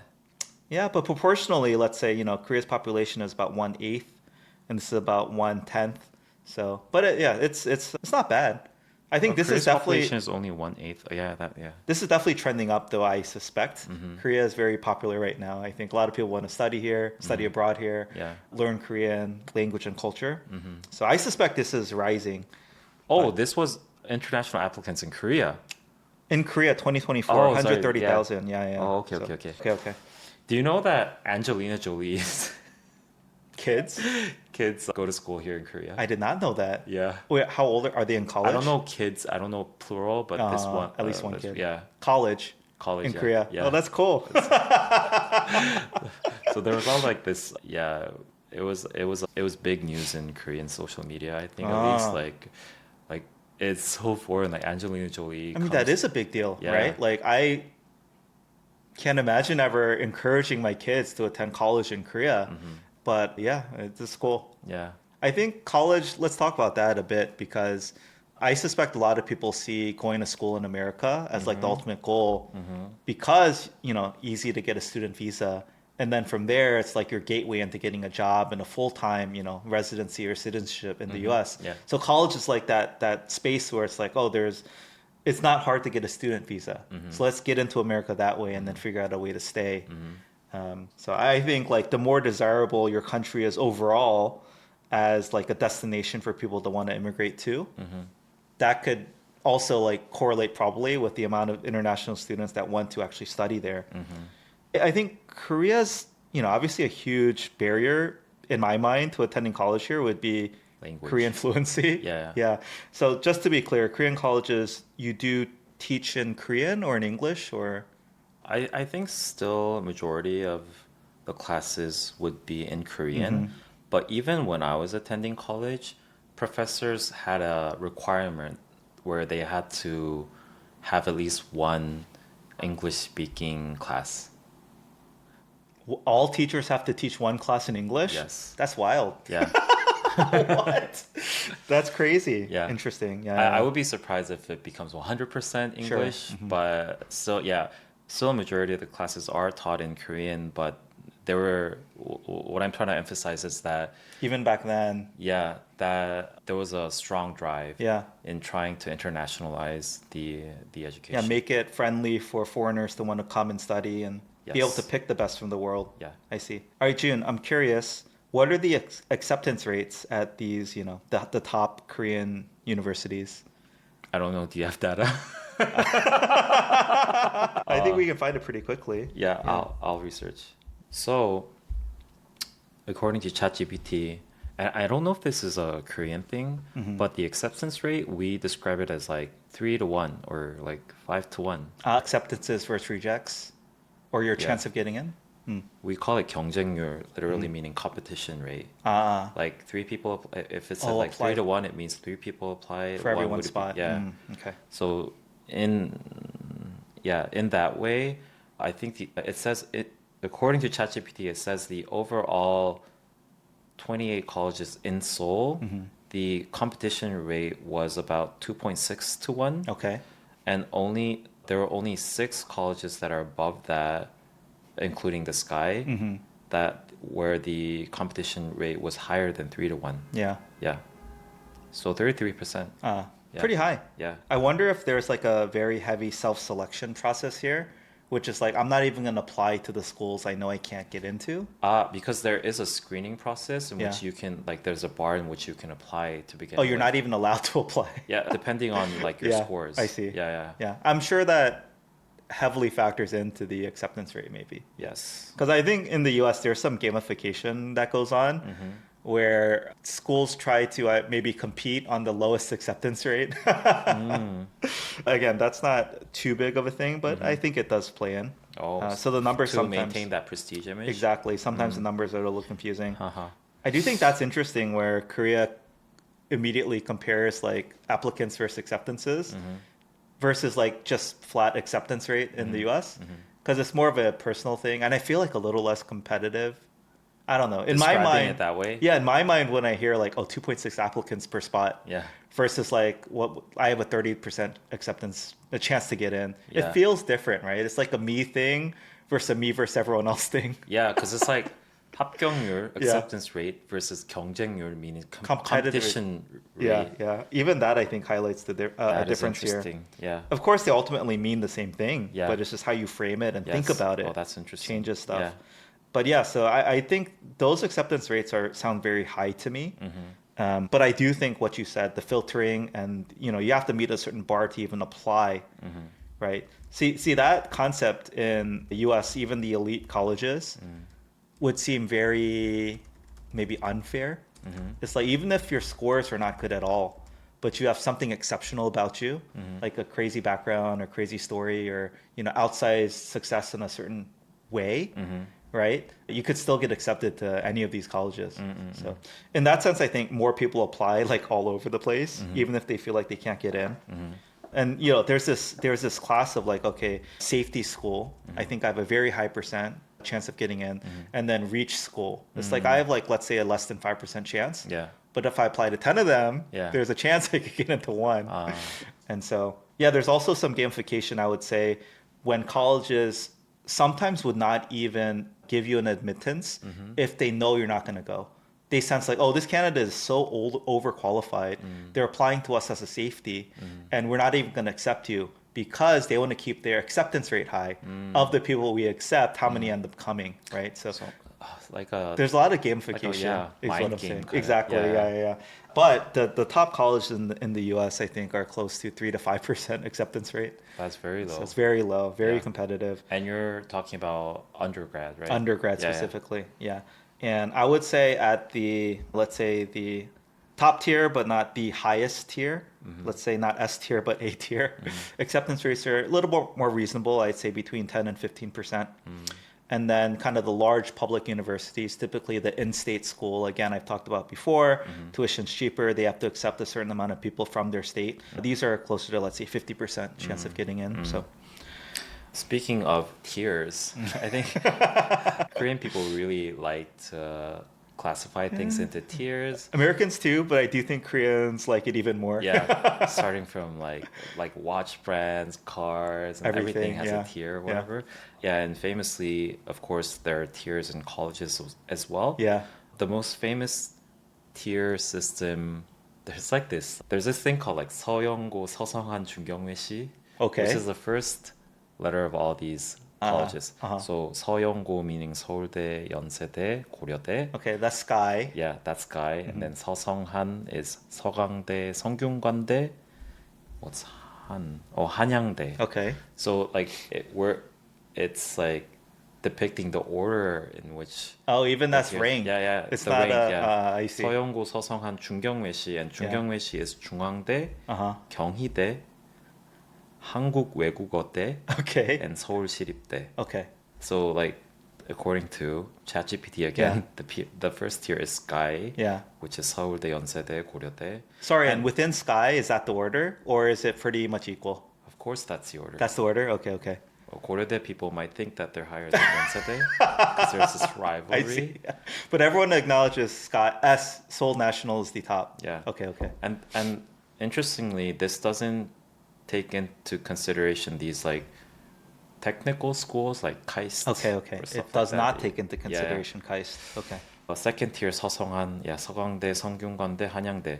But then like there's also this big differentiation between in Seoul and like not in Seoul. In Okay. Seoul mean that they're located within Seoul, Yeah. which is generally have a higher preference. So yeah, these schools are all in Seoul schools. And sorry, is that simply because people want to live in Seoul? Yes. So it's like Columbia. Everyone wants to go there just because it's Exactly. in New York. Yeah. It's also a good school. Yeah. But if they got into Columbia versus, let's say, a comparable school, not in New York, Yeah. they still might want to go to Columbia. Yes. I So see. there's a advantage, right? I see.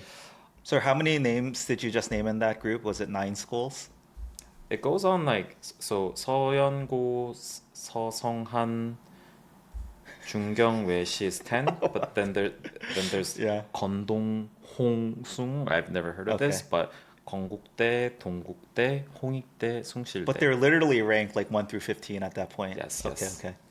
And then is there the concept of, let's say, community college in Korea? Yeah, we call them 전문대, Okay. which is like 2-year schools. Yeah. Yes. And the goal of that is to do well there and then apply for one of the big schools? Or do you actually want to graduate from the 2-year college? Depends on your preference. Okay, okay, got it. Some people just do that to apply to a job. Some people actually use that as a stepping stone To get into, yeah. I see. Okay, cool. That I think is pretty similar. Yeah, in the US, of course, I think the top tier is HIPSM. HIPSM. HIPSM, can you see what that stands for? Those are probably the Ivy League school, right? So Yeah, not quite, but Harvard, Yale, Princeton, Stanford, MIT. yeah. But Stanford and MIT are not Ivy Leagues. Yeah. But that's, I think, those 5 are S tier. Yeah. Maybe all the Ivies are now S tier too, but that's like considered top of the top. Yeah. And then the rest of the Ivies, whatever, I think there's 4 others, 5 others. Yeah, Brown, Cornell, Cornell. UPenn, Columbia. Columbia. No, there's one like random one. Anyways, yeah. And then beyond that, I think there's like top 20, top 50. Like Yeah. people know these. People are calling them famously in the US the new Ivies, right? They're like your Northwesterns Yeah, or other, let's say UCLAs or things like that. And then, there's like just top flagship like in-state schools, like Michigan, UIUC. And so I'd say like there's all these tierings, but in my mind, there's so many factors that go into where you go, right? It's cost, which we'll get into in a second, but it's, just the vibe, the 분위기 of the college itself. Do I want to go to school in California or New York? Or do I want to go to some more rural area? Do I want to leave my home state or do I want to stay close by? And so and also I think every college has their own different majors that they're, very good in.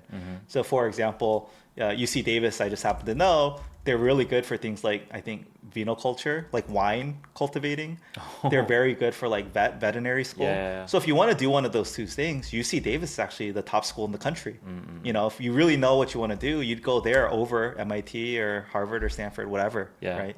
And similarly for different majors or different specialties, these different schools have different, reputations. I think there's a little bit of that in Korea as well. For instance, I know that vet schools are like I think 건국대 is very famous for their vet schools. Or like if you want to go into arts, Yeah. you want to go to 홍익대, Hongdae, which is in terms of like that tier system, Hongdae Yeah. is like not very high. But if you want to go to art school, it's either 서울대 or Hongdae, I see. as I heard. Seouldae is just Solda's still high. yeah, all rounded for all majors. All the majors are number Yeah. 1. I see. For instance, in the rivalry between 연세대 and 고려대, Yeah. 고려대 still is more strong in the liberal arts, or what we call 문과. For instance, law school, like Goryeo Law School is more, I think, famous than Yonsei Law School. Stuff like that. I think we touched on this before. Yeah. But the fact that law school is liberal arts for you is very different in the US. It's because it's a different system. No, I know. When I know. said law school, I didn't mean like the American law school, where it's like a grad school system. Law major, I would say more. Yeah. Jun, I wasn't expecting to talk about this, but I think it's so relevant to Korean society. We have to touch on it. Yeah. Med school, basically in Korea, sucks in the best, brightest minds of all types. Yeah. Like everyone just wants to go to med school in Korea. Yeah. And so I think, the reason why, I'm in tech, my background's in tech, I see a lot of people I believe who would potentially have created like, unicorn billion-dollar valuation tech startups, but they go to med school. And to me, it's not, I do have to say it's kind of a waste. It's not, I don't think that it's bad that people want to become doctors or that having an amazing medical system is not good. That's all great. But I think the opportunity cost of people not seeing other fields as things that they can get into and be successful at and create a career around, I do think it's kind of holding Korea back overall. I do think so too. And like when or let's say you create a startup and you can employ 10, 100 people, you just created a bunch of jobs, right? And you created a product that can easily expand, let's say, outside of Korea. But when you go to med school, you're just kind of servicing like Korea alone in that sense, if you think about it. Yeah. And what is that one doctor doing to kind of expand or grow the overall field or profession or economy of Korea? I don't think that much, right? I don't think having K-beauty maybe. yeah, K-beauty. Okay, that's true. Exporting that, and that's true. Like people fly to Korea now for meditourism, so that's true. There's some benefit there. But I don't know how much it is contributing to overall humanity. Yeah. But yeah, I don't know if you want to talk about that, and maybe some of the stigmas around different majors. Yeah. So, for example, in the U.S., I'd say going into liberal arts, it's like, are you really going to spend a lot of money, which again, we'll get into costs. Yeah. Like that degree is never going to pay for itself. And so it's like almost, why would you even do that? Right. Versus like most recently, I think the tech fields have been the hardest to get into and most desirable. So computer science, etc. And then I think historically, again, just going to any Ivy League college, there was that reputation and network that you were talking about. But yeah, I don't know if it has similar stigmas in Korea around liberal arts. And also, I don't know if you wanted to talk about med school in particular. Yeah, I think there's definitely a craze towards trying to be a doctor in Korea. But I think being a doctor is there's a high demand in being a doctor in anywhere in the world. I think in the US, it's disproportionately like there's a disproportionate preference towards tech because like all the big tech companies, and it's like the leading country of all the like IT technology, information technology. Yeah. So I think that's a very specifically US thing, I think. But there is also a very unique craze and demand for being doctors in Korea as well. I think number one is the earning potential and especially compared to all the other professions, right? Yeah. And the risk aversiveness that you mentioned, being a doctor is a very stable job with a very high earning potential. So I think that's why, Korean people really want to be doctors. Is it not a very expensive and long, arduous journey to become a doctor in Korea? It is. It is, okay. For any country in the world, right? Yeah. Yeah, it's a 6-year. Well, 4-year undergrad usually, 4-year grad, and 2-year specialty, then beyond, more specialties. Residence, but even still, maybe is there a lot of debt associated with it too in Korea? It is, but you can easily pay it off once you graduate. I see. Okay. Yeah. I think this is could be very surprising for people who aren't familiar with it. As you were saying earlier, June, the med school at, let's say, one of the lower colleges in Korea, it's still more preferred or more people want to go there than, let's say, the top schools engineering program or whatever else it might be, right? Yes. And it just skews, I think, professions and where really smart, driven, motivated people go so much. Yeah. And I do think there's a huge opportunity cost for the country as a whole I for agree. like funneling all the most motivated, hardworking, smartest people into one profession. Yeah. That doesn't necessarily, again, create more scope for the country overall. Yeah. Yeah. For instance, yeah, my brother is a doctor, and he's like one of the smartest people that I've seen. And sometimes I imagine, what if he didn't become a doctor? I think he could have done something even more, how would I say? Impactful to Korean Yes, society. more impactful to, I mean, not only Korean Oh, the society, but world. the world in Oh, general. yeah. Yeah, yeah. That is sad to think about. I think Yeah. about that a lot too. And this is a side note. I don't know if we'll keep it in, but I engage with a lot of startup founders in Korea. Yeah. Probably half of them are med school dropouts. Are they? Yeah. And it's not surprising, right? They're Yeah. just, again, the Very people smart who were people. able to come out of this very competitive Hunger Games-esque Korean society on top. Yeah. And so, of course, whatever they do, they'll probably succeed in. It's just, I wish Korea was not funneling people towards one profession. Yeah. Right? Think about all the other science advancements or other things that could have happened if they weren't funneled into medicine, right?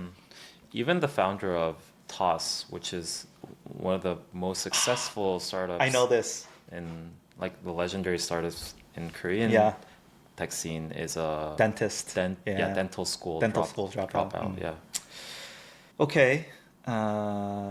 Where do we want to go from here? So tertiary education, which is post high school, in the US, 50% roughly of people eventually get a college degree. And this is about the OECD average. In Korea, do you want to guess what the percent of the population age 25 to 34 with a college degree is? I know that it's up there in like the 90s, is Oh, it not? 70%. Oh, that's lower than I thought. Yeah. So 70% of, again, people age 25 to 34 have a college degree. But I believe this is number one in the OECD.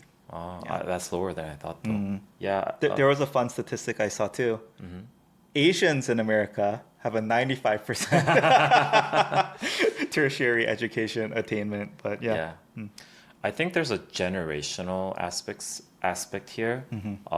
For our like father's generation or the generation above that, like getting a college degree was really a big deal. Yeah. And I think they witnessed how like the life trajectory might differ depending on whether you have a college degree or not. And I think that created this like strong demand for those people to want their children to go to college, Yeah. right? So like, and it became this culture in Korea in which like going to a college is almost like a default and Yeah. not a choice. And if you don't go to college, there's a huge stigma towards people who are not like college graduates. Yeah. We call them 고졸 or like 중졸, 초졸, but like mostly 고졸 meaning that you only graduated 고등학교, which is high school.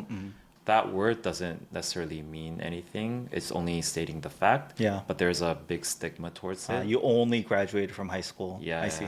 But I sometimes tend to wonder, especially in like the current era of like AI and technology and everything, does it really like what's the ROI, right? Yeah, exactly. Yeah.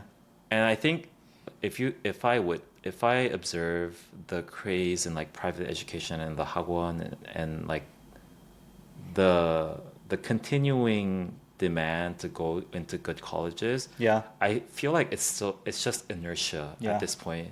Yeah.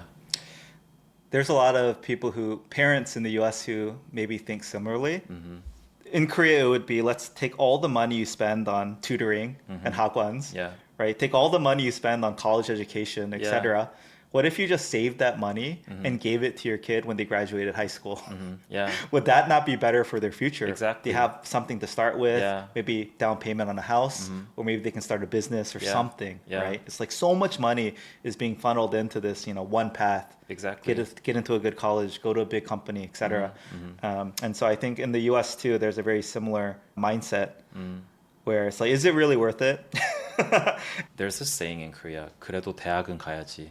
But But still, you still have to go. Yeah. But now you really have to start thinking, Yeah. about whether it's really worth it. And especially in the current era. I think I can share this on air. We had Wiz in as a guest Yes. in our podcast. He He was didn't the. go to college, Oh, but he's really? like one of the brightest minds that I know. Yeah, very sharp. Very, very smart. He's like very successful in his career. Yeah. So I think it's a like that hustle mind and just Yeah. like if you're a smart enough person, I think a college degree doesn't really matter in the modern ages. Yeah. I would fully agree with that. I think the trade-off, June, is in Korea, and we've talked about, we'll talk about, we keep saying we'll talk about finances. I think the wages and everything in Korea, the outcomes feel much more compressed. Like the bands are much smaller. Yeah. Like the richest versus the poorest, it's not as different. Whereas in America, I think the outcomes are just Yeah. so different. Yeah. And I think college degree and taking that traditional path, it's minimizing, it's basically raising your floor. Yeah. Like there's no there, you're going to be in a sense guaranteed to have a certain quality of life. And so that's why a lot of people are trying to funnel people into that. It's the safe path, it's Yeah. traditional path. Whereas like if you don't graduate from college or even don't graduate from high school, try to be an entrepreneur, try to start your own, do whatever, right? Like pursue your passions, become an artist. Like the bands are so broad. Yeah. You can be in poverty your whole life, Yeah, or you exactly. can become like, tech billionaire or whatever it might be. So Yeah. I think that's where in Korea, the risk aversiveness is really pushing people towards like, and I would say competitiveness, but really pushing people towards like these few paths, I think, in life. And college is like a reflection of that in my mind. Okay. Can we talk about one side note? Yes. You said that even in the States, Yeah. there's a disproportionate number of people disproportionate percentage difference between Asians and non-Asians Yeah. trying to go to college. Yeah. This is so random, but why is there a preference for like Asian towards certain colleges that Asian Americans want to go? What do you mean? It's purely based on ranking, I think. Oh, I don't know if this is true, Uh, but I heard that like the UC colleges Yeah. in California, I heard that UCLA like jokingly stands for you see a lot of Asians, right? Like, why is there a preference for Asians to go to those specific colleges? Okay. This is more complicated, but what I would say is it starts from people applying. So obviously, California itself has more Asians, and we haven't talked about this yet on this episode, I think. Public state colleges, of which the UCs are, they have to admit, I believe, a certain percent or have a preference for people in state. And so obviously it's easier, let's say, quote unquote, still really hard. Also, there's a population Factor here. Yeah, so simply more Asians live in California, therefore more applicants apply for these big public schools. I also think like, you want to go necessarily where, like for me as a non-Californian growing up, UCs were very appealing too, because it's like, not only California, right, the weather, etc., but going to a place with a significant Asian population, that's appealing. Obviously, you don't want to be the only Asian, let's say, in the whole school, which, growing up, that's kind of a lot of times how you felt. Not quite me. My case was not that extreme, but I know a lot of people, they were one of 3 Asians out of a class of 500, right? It's like, the appeal of being able to go to a school where I'm not the extreme minority, very appealing, right? I see. But Interesting. yeah, it's funny how things have changed, right? I think when I was going to college, I'd say, of course, UC Berkeley, UCLA were like very desirable, but not to the extent they are now. But even a school like, let's say, UC Irvine, I don't think had the reputation that it does now. Like these UCs are incredibly hard to get into and very, very kind of prestigious in their own right, more so than I think they were 20 years ago. I see. So I do think there's a big premium, again, like you were saying in Korea, going to Seoul. I think going to, California and New York, like there's a premium for the colleges based there. Okay, June, let's get into cost. And I think this is a good segue too, because we just talked about public versus private schools. I want to talk about that for a bit too. So, June, how much do these colleges cost in Korea? As far as I know, first of all, when I was going to college 20 years ago, I went to a public school, and so there's a bit of a difference in tuition, public versus private. Yeah. And my school was famous to have low tuition. And I think I paid about 150만 원 per semester, which is about like what is 1,000. right now Okay, a okay. thousand Yeah, dollars yeah. per semester. Uh, Now I think it's maybe like 3 times higher than that. yeah, yeah, yeah. It's still a lot lower than U.S. colleges. I Mm. think the more expensive private colleges, namely like 연세대 or 이화여대, they're famous for having high tuition Mm. costs. I think they're up to like 500만 원, 600만 원, Yeah, yeah, yeah. which is like 3,000, 4,000-ish. Okay. Yeah. Yeah, I think my research showed the public schools in Korea Mm-hmm. are about 4,500 a semester. Mm-hmm. So per year, let's say 9,000 US, Mm-hmm. and the private ones are close to 6,000 a semester, so 12,000 US. Mm-hmm. So roughly, what is that? About a 30% difference Yeah. in cost. Mm-hmm. June. Surprisingly, let's say the big in-state schools where the tuition for being a resident in that state is lower, about the same. I'd say roughly 10,000 a year.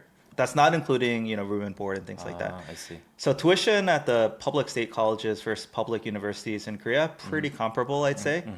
Private schools, though, Yeah. I'd say it's now in the U.S. closer to 40 to 60,000 a year.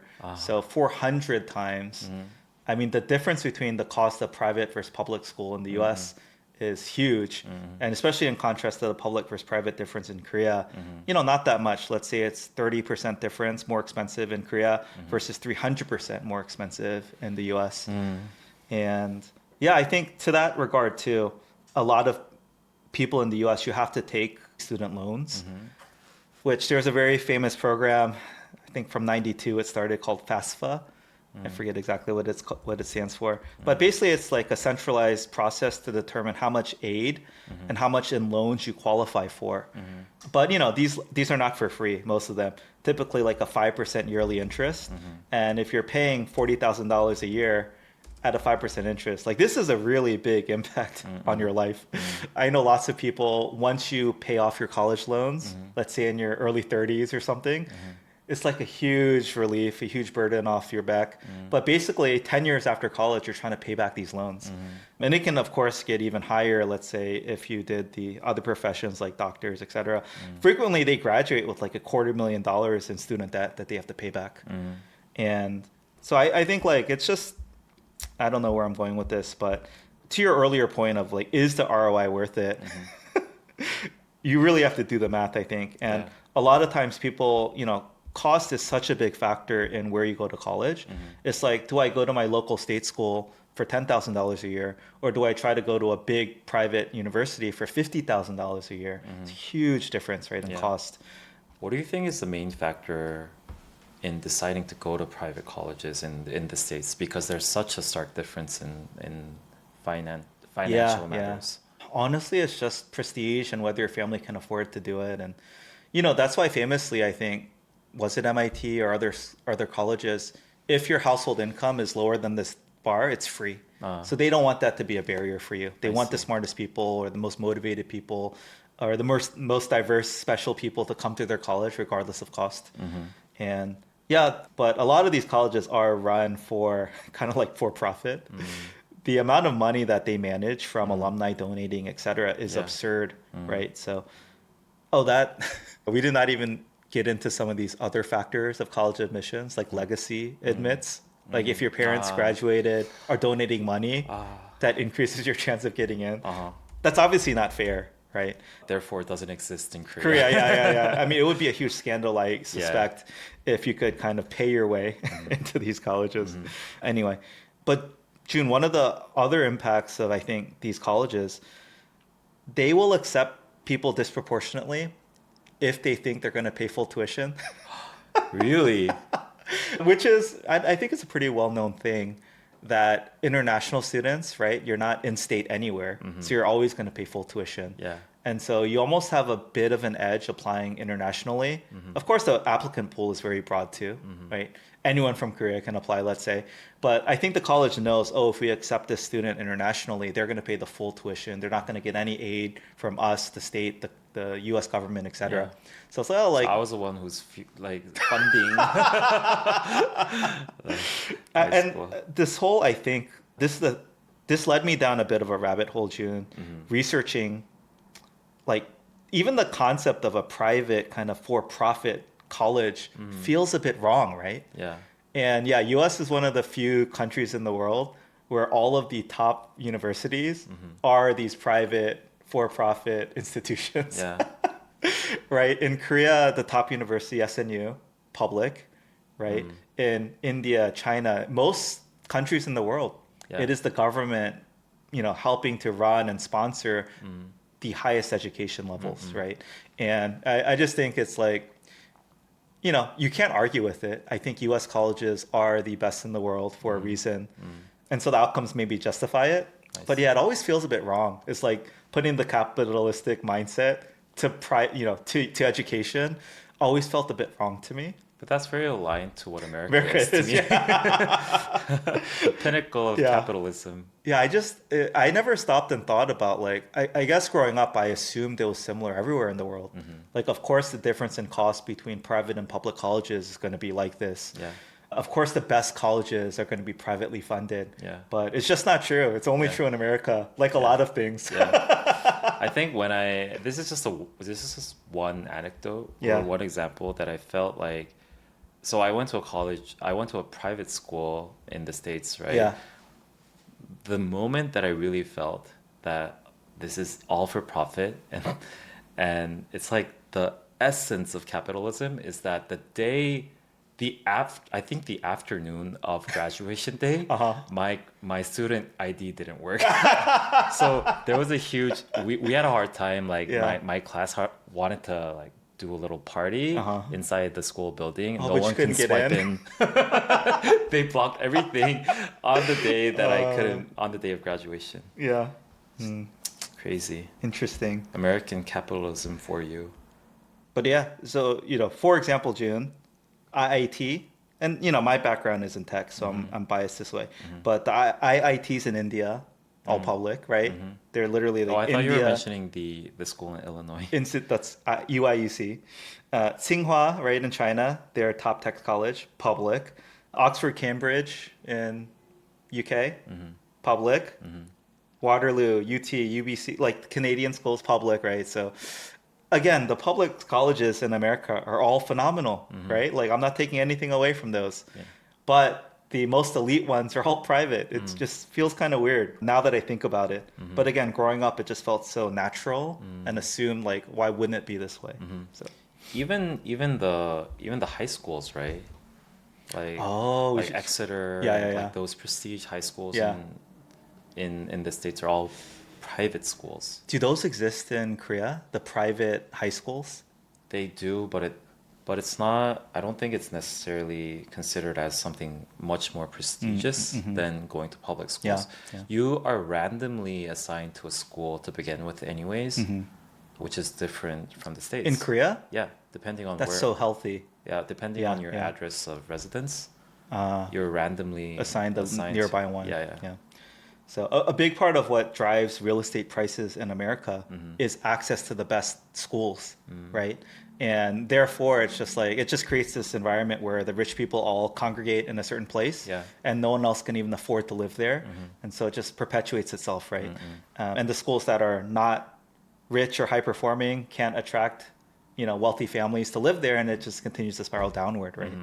So I really love that in Korea, it sounds like it's more healthy. Even if you live in the best school district, you're not guaranteed to get in. It's like a lottery. Yes. Yeah. So to a specific school. Exactly. But most of those schools would be good anyways. Sure. Yeah. Okay. Yeah. Again, maybe for the rest of the world, it's just like shaking your head that Americans assume that the way America functions is how the rest of the world functions. Which is only natural, I But think. it's just how Americans grow up. Yeah. At least most Americans never think beyond America. So. Yeah. Okay, June. A few things before we close today. Do you know what the NCAA stands for? NCAA. Yeah. NCAA. No. So NCAA, June, stands for the National Collegiate Athletic Association. And it generates revenue of $1.3 billion. This was 2 years ago. And I don't know, I think I can probably find out how much the different college programs make. The highest grossing football programs, and again, football is the biggest, Texas makes $156 million for the college. And, recently, I think in the last 5 years, there was a ruling that actually college athletes can now make money and get private sponsorship deals and other things, which makes sense because they were making so much money for the colleges. But I think I wanted to highlight both how big and expansive these athletic programs are, specifically also highlighting like if you're good at sports, you can get into any college, really. Yeah. Like I know people who went to the top, Harvard, Yale, Princeton, Stanford, all of them based on athletic scholarships, not an academic achievement, let's say. Of course, academics have to be there. You have to have a whole package, but you can be a very average student. But if you're elite at sports, you can get into these colleges. Even if you have no plans to, I think, pursue that athletic dream forever, right? And yeah, the amount of people that just try to get into college through being, high athletes or really elite athletes and then pay for them because of the athletic scholarships, it's just a huge factor in American society. Yeah. As a Korean, to be like bluntly honest, Yeah. I feel like this might be completely out of ignorance, Yeah. but I feel like if you're good at sports, Yeah. why do you need to go to college? Yeah. Right? And why is that connection so tight in the US? Yeah. Is it because of the money that they can generate and bring into the colleges? Yeah. Or like why is like going to Harvard such a big deal if you're good at like let's say basketball, Yeah. right? What's the connection there? I think the first order is if you go to the athletic programs, let's say, the college is known for producing the best athletes.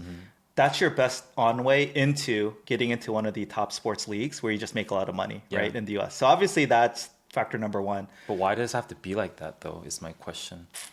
So first of all, there were actually rules in the NBA, for example, Yeah. basketball in America. You could not even join the NBA until you were 20. And you graduate high school when you're 18. Yeah. So you got to do something with those 2 years, right?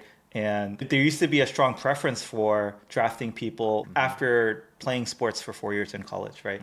And that's all changed recently. But it used to be common thinking that people can't play at the highest level after high school. So you got to do something. Of course, in Europe and other leagues around the world, it's very different. But that's at least the first order thinking. I think the second order thinking is, I mean, colleges, even if you don't, there's so much prestige just in being the best college, right, in whatever sport it is, that they're competing with each other too. So it's not quite at the, let's say the top sports league level, but just the NCAA for basketball, March Madness, Yeah. et cetera, for football, college football, championships and all that. Like there's so much prestige in that alone. And even going down a level in high school, right? If you're on a good high school football team, let's say even if you never go on to play past high school, that's still like a big thing you do in your life. Like that's something you can, be proud of. It gives you like that community and group of people. And like, let's say you just win the high school championship in your random state or random county, you'll be famous in that county for the rest of your life, right? Like, I think sports is so deeply integrated in society in that way that it's just something you do for fun and also for like achievement. And even if you don't expect to go on to the Olympics or be a professional athlete, it's just something you love doing. Yeah. And then I'd say like, at least a lot of people do see it as a bit of a, gamification technique. It's like they pick like random obscure sports and then try to get recruited into, let's say, the top colleges through that sport. Yeah. So whether it's like women's golf, fencing, whatever it might be.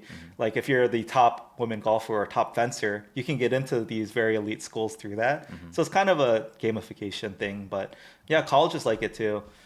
I don't know if this is relevant, but college football specifically, it got to the point where that's where so much of the money comes from. That the college football program was funding and sponsoring all the other sports. Like there's not much money to be made in track and field or swimming or any other, long tail sport. But the college football programs are making so much money that the school could afford to offer scholarships, hire coaches, have the training facilities for all the other sports, right? And I think that's good too, because eventually maybe they become whatever. Maybe the ultimate goal is to be in the Olympics or to win world competitions or whatever it might be. But I think just the idea that like integrating sports so deeply, I don't know, I'm biased. Maybe America does take it too far. but I don't see it as a bad thing. I don't Right? think it's a bad thing. Yeah. It's just I think it's very specific that like sports is so integrated into like academic educational Yeah, institutions. college sports, right? Yeah. Yeah. But if I can understand correctly, I think it's just because of the that American society is so deeply integrated into sports. Naturally, it's just all integrated into everything Yeah, yeah. in the society, right? Yeah. Therefore, education as well. And I witnessed myself when I was in grad school as well. Sports is such a big thing It's so that colors the culture of Oh, yeah, yeah, yeah, college yeah. everyday life. Yeah. Like, for instance, like the rowing thing. Yeah, crew. Yeah, and like there's like this rivalry between my school and some other school, and that was such a big deal. And like Huge, yeah. college football Oh, we didn't even get into college rivalries. and like Yeah, rugby and stuff like yeah. that. Though it feels like a very, it's just a random thing. It feels like a very white culture. Uh, Personally, I can't injunct that because Yeah. I love the sports rivalries too. Are there any famous college rivalries in Korea?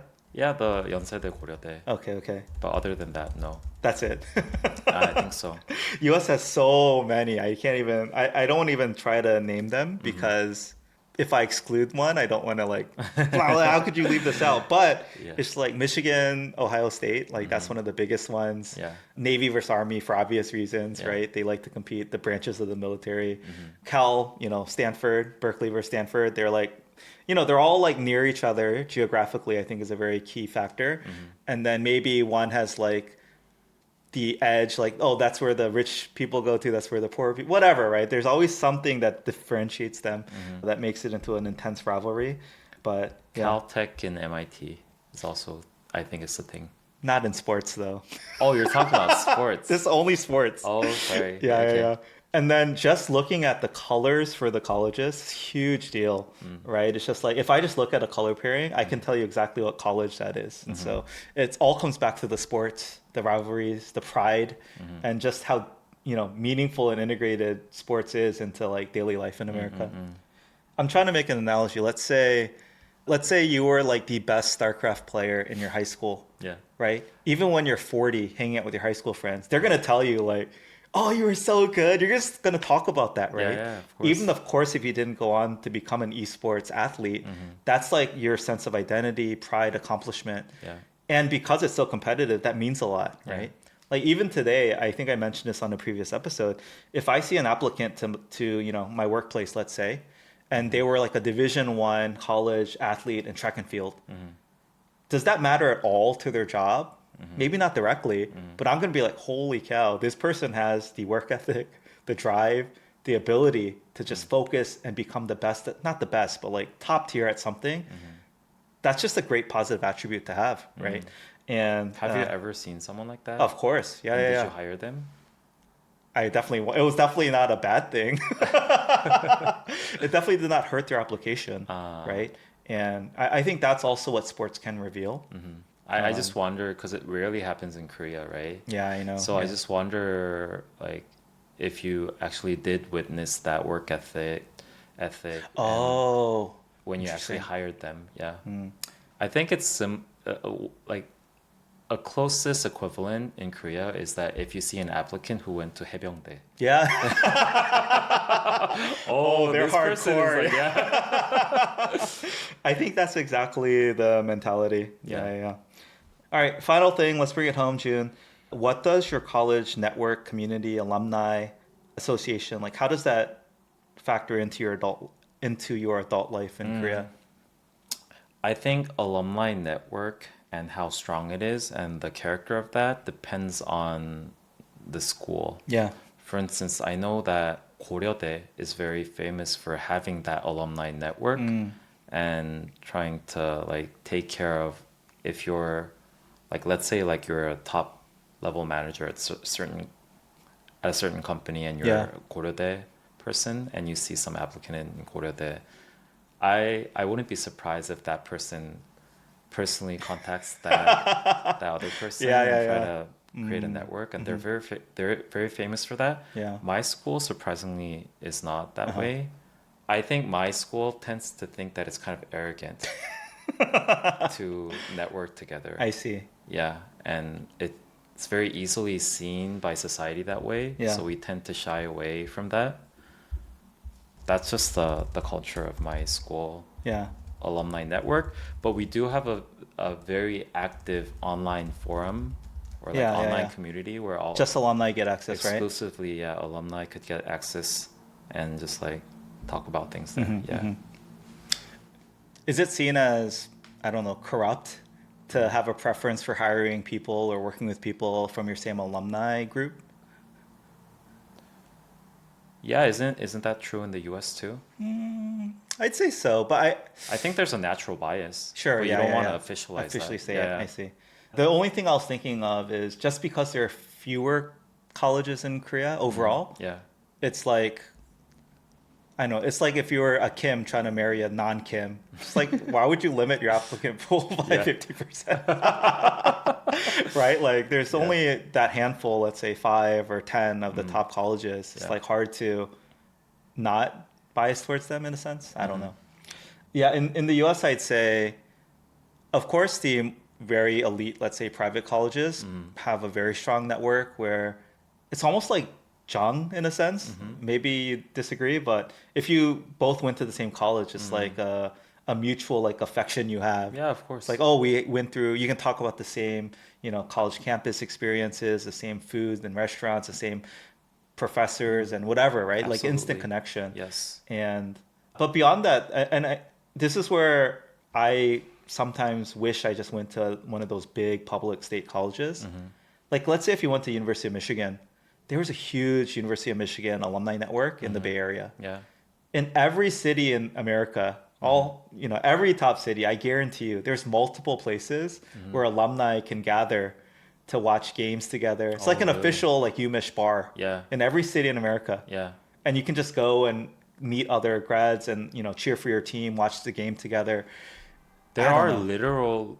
literal alumni bars in certain big cities.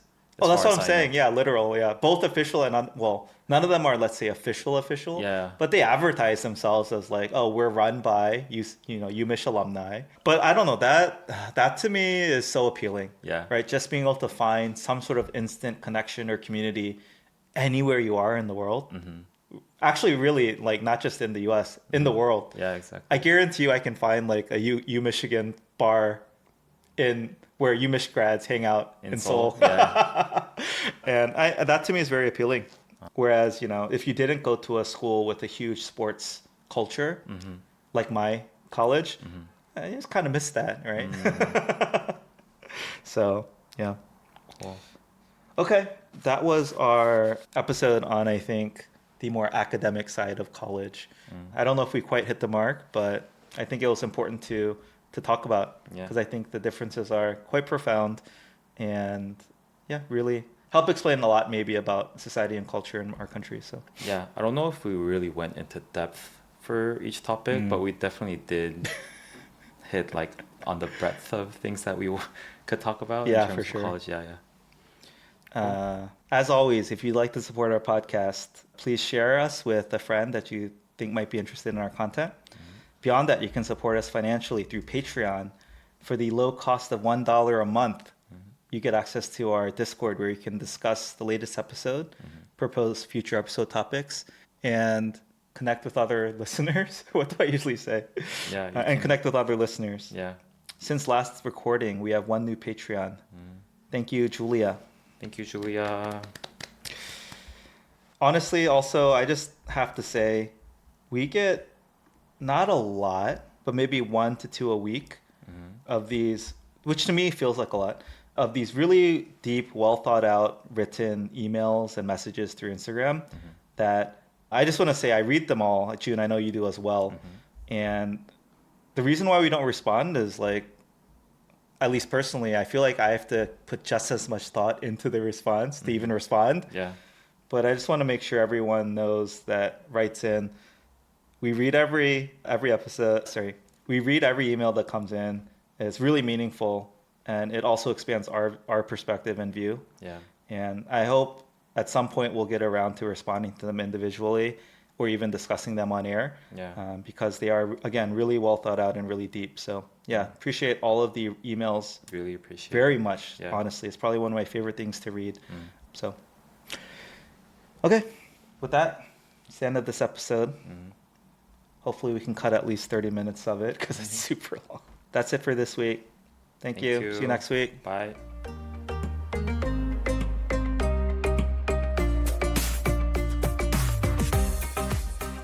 You know, UMich alumni. And they're called like men's club, isn't it? Oh, I don't know about that. I've never heard that. Yeah. Cut.